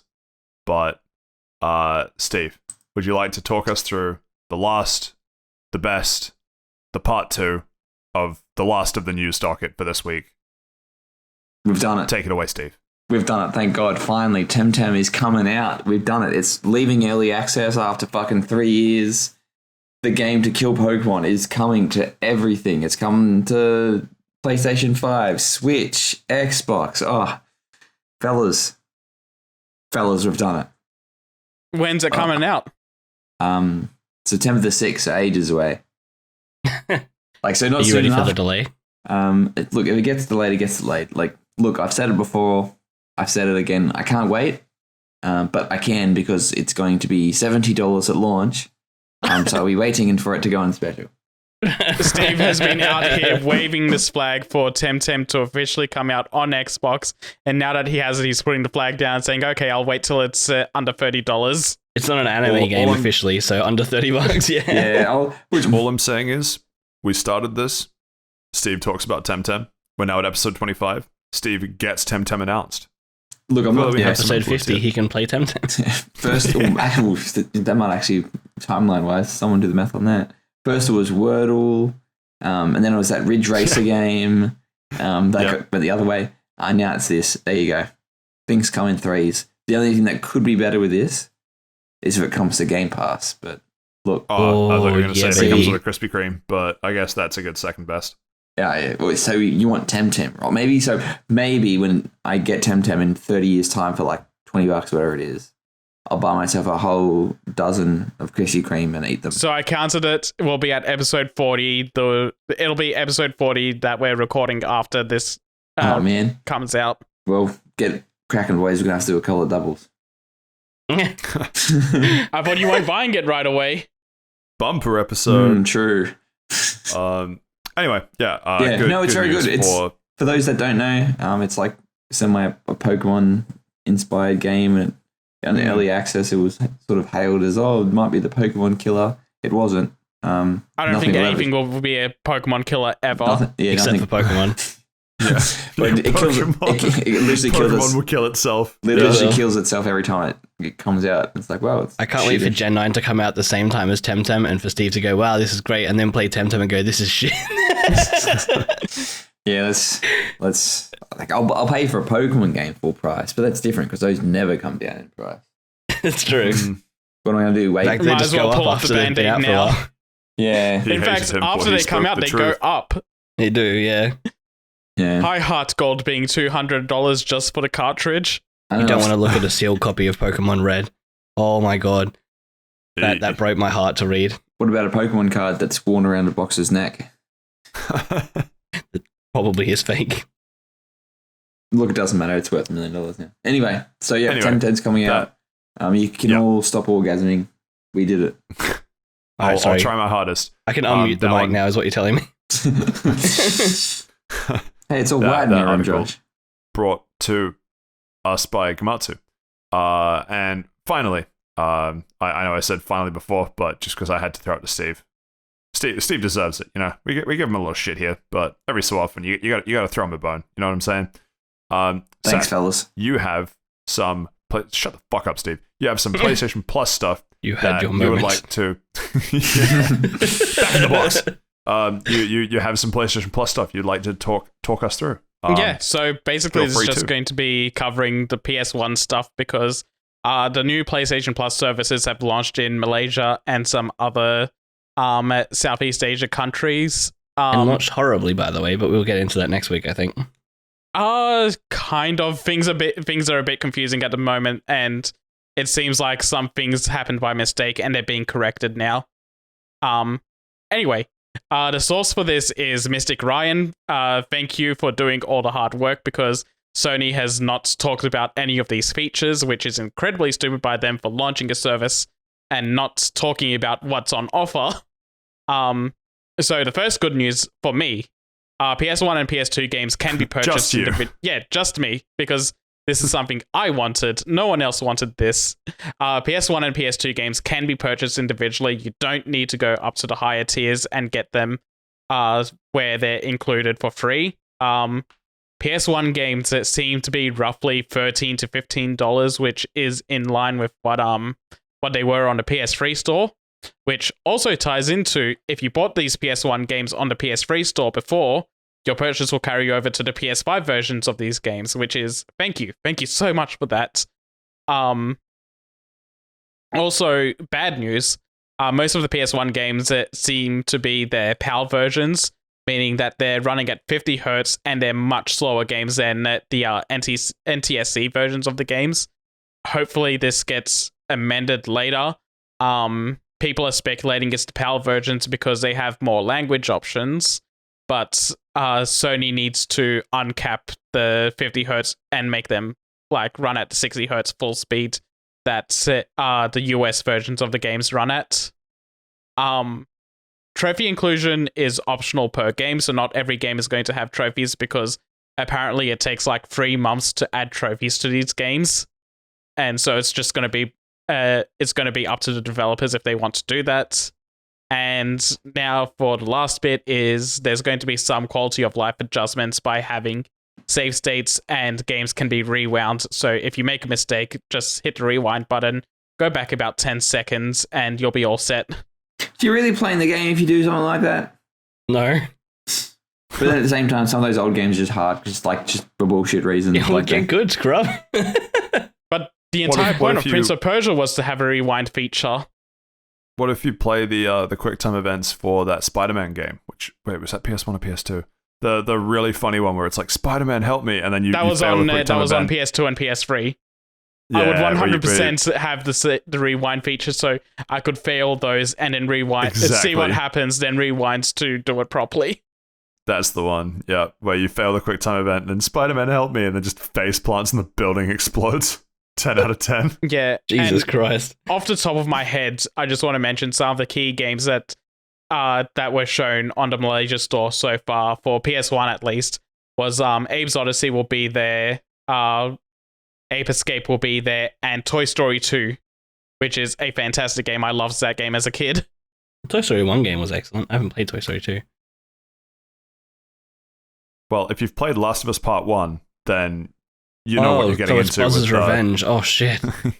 You do meet Buzz's father in that game. God, what a great movie that was. All right. let's just say Rex has tiny arms, but he still has a mighty golf swing on him. You should have seen Potato's head when they were done with his head. Oh, fuck. Oh, God. You know how you have to break a piggy bank to get the money out? Yeah, they did. Damn, no. All right, and that brings us to the end of news for this week. Unfortunately, we don't have an audience question for this week. This might be the first episode in Fast Travel Lounge history. Breaking news, we don't have an audience question, but that's First okay. one since we introduced the segment. True. And I feel like if we did have an audience question this week, it would be, where the fuck is the Last of Us Part 2 discussion? And in which case, we've answered it with about an hour's worth of content. Where's the spoiler cast? Which brings us back around to, where's the spoiler cast, Josh? One day I'm just going to drop it and you guys won't even know that it's uploaded, and then you'll feel like such idiots. We're going to have our minds absolutely blown. Anyway. I need to do it. And, even though we didn't have an audience question this week, if there is a question that you or someone that would like us to answer, feel free to get in touch. We are on Twitter at Fast Travel Lounge, -1 of the L's, Fast Travel Lounge on Facebook, or fasttravellounge@gmail.com. If you've enjoyed what you've been hearing, feel free to give us a rating, give us a review, like, comment, follow, send it to friends, all of that good stuff. Send it a question. Game the algorithm to reach more people with Josh's shitty takes. I had a great take this week, I think. You did. I do agree with him. It seemed about 50-50 this week. That's high, fucking 50% higher than it usually exactly, is, mate. Yeah, which is still probably too high. At least he made it. Anyway, moving on to what people can look forward to next week. What do we have? We finally made it through the Last of Us Part 2 discussion. Only took us 5 episodes to get here. What are people thinking that they might do next week? Ace Attorney discussion when? That's going to be our next hour-long discussion, is when I finish Ace Attorney 3. But wait, to hear you monologue. I sleep. Did you actually buy that, Josh? Because you sent a screenshot about it being on sale on PSN. No, I just wanted to taunt you. Oh. It's not really a taunt. I've already got it. I'll proclaim people should play it because it's fantastic. It was bait, so you'd bring it up on the podcast so I could be like, haha, no. I do have it. I've got it installed on my Xbox. I just finished the Walking Dead, the Telltale series, so I'm not I don't actually want to play a game, not watch a game. Yeah. Steve? Josh? Anything to look forward to? Well, yeah, I just finished the Walking Dead, the Telltale series. And I'm also playing an indie game called Yes, Your Grace. I know that one. Yeah, it's pretty good. That's an old game now, though. It was a launch title for the Series X. Was it really? It was. You wouldn't believe it with the art style and the loading times on that, considering it's in there. But I think it's been on PC for a very long time, though. But maybe I'm wrong. Hopefully it has, because there's like loading screens and that where there shouldn't be the arts. Anyway, that's for next week. That's the spoiler cast. But yeah, and I'm still playing Elden Ring. I'll be playing that until I die. Yes, Your Grace released in 2020. Oh my god. Yeah, I told you. Yeah. Holy shit. Anyway, that's for next week. That's for next week, Josh. Yeah, we can go into next week. Are you playing Yes, Your Grace as well? Play it. No. It doesn't really look like it interests me. Uncharted 2, perhaps, or Berlin's Wonderworld? So I am probably, I think it's like 30% through Uncharted 2, so maybe I'll keep playing it if people keep bullying me enough. I don't know. This is my favorite bit, where it's like you're not even enjoying the game, but you're being bullied into finishing it. Yeah. Respect. Finish all games you start. Maybe I'll like it by the end of it. I don't know. I don't think I will. Instead, I've started playing an older but holds up far better game. Final Fantasy X. So I can play 10 too. I've played 10 before, but I just wanted to rehash it. Temtem. And I... Who said Temtem? Yeah, Temtem. Yeah. Backscratcher? And also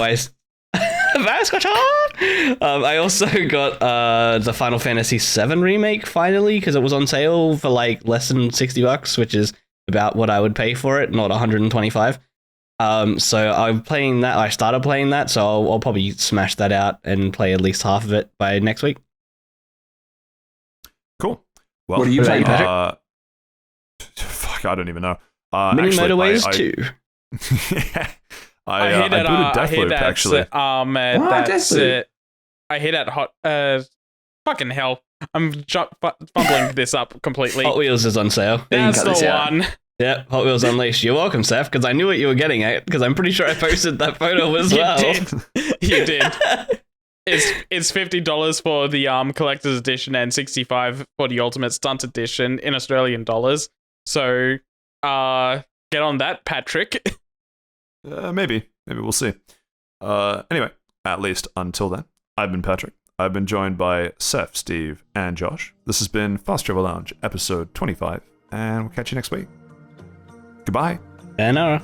Happy birthday, burgers. Everybody get a burger for National Burger Day.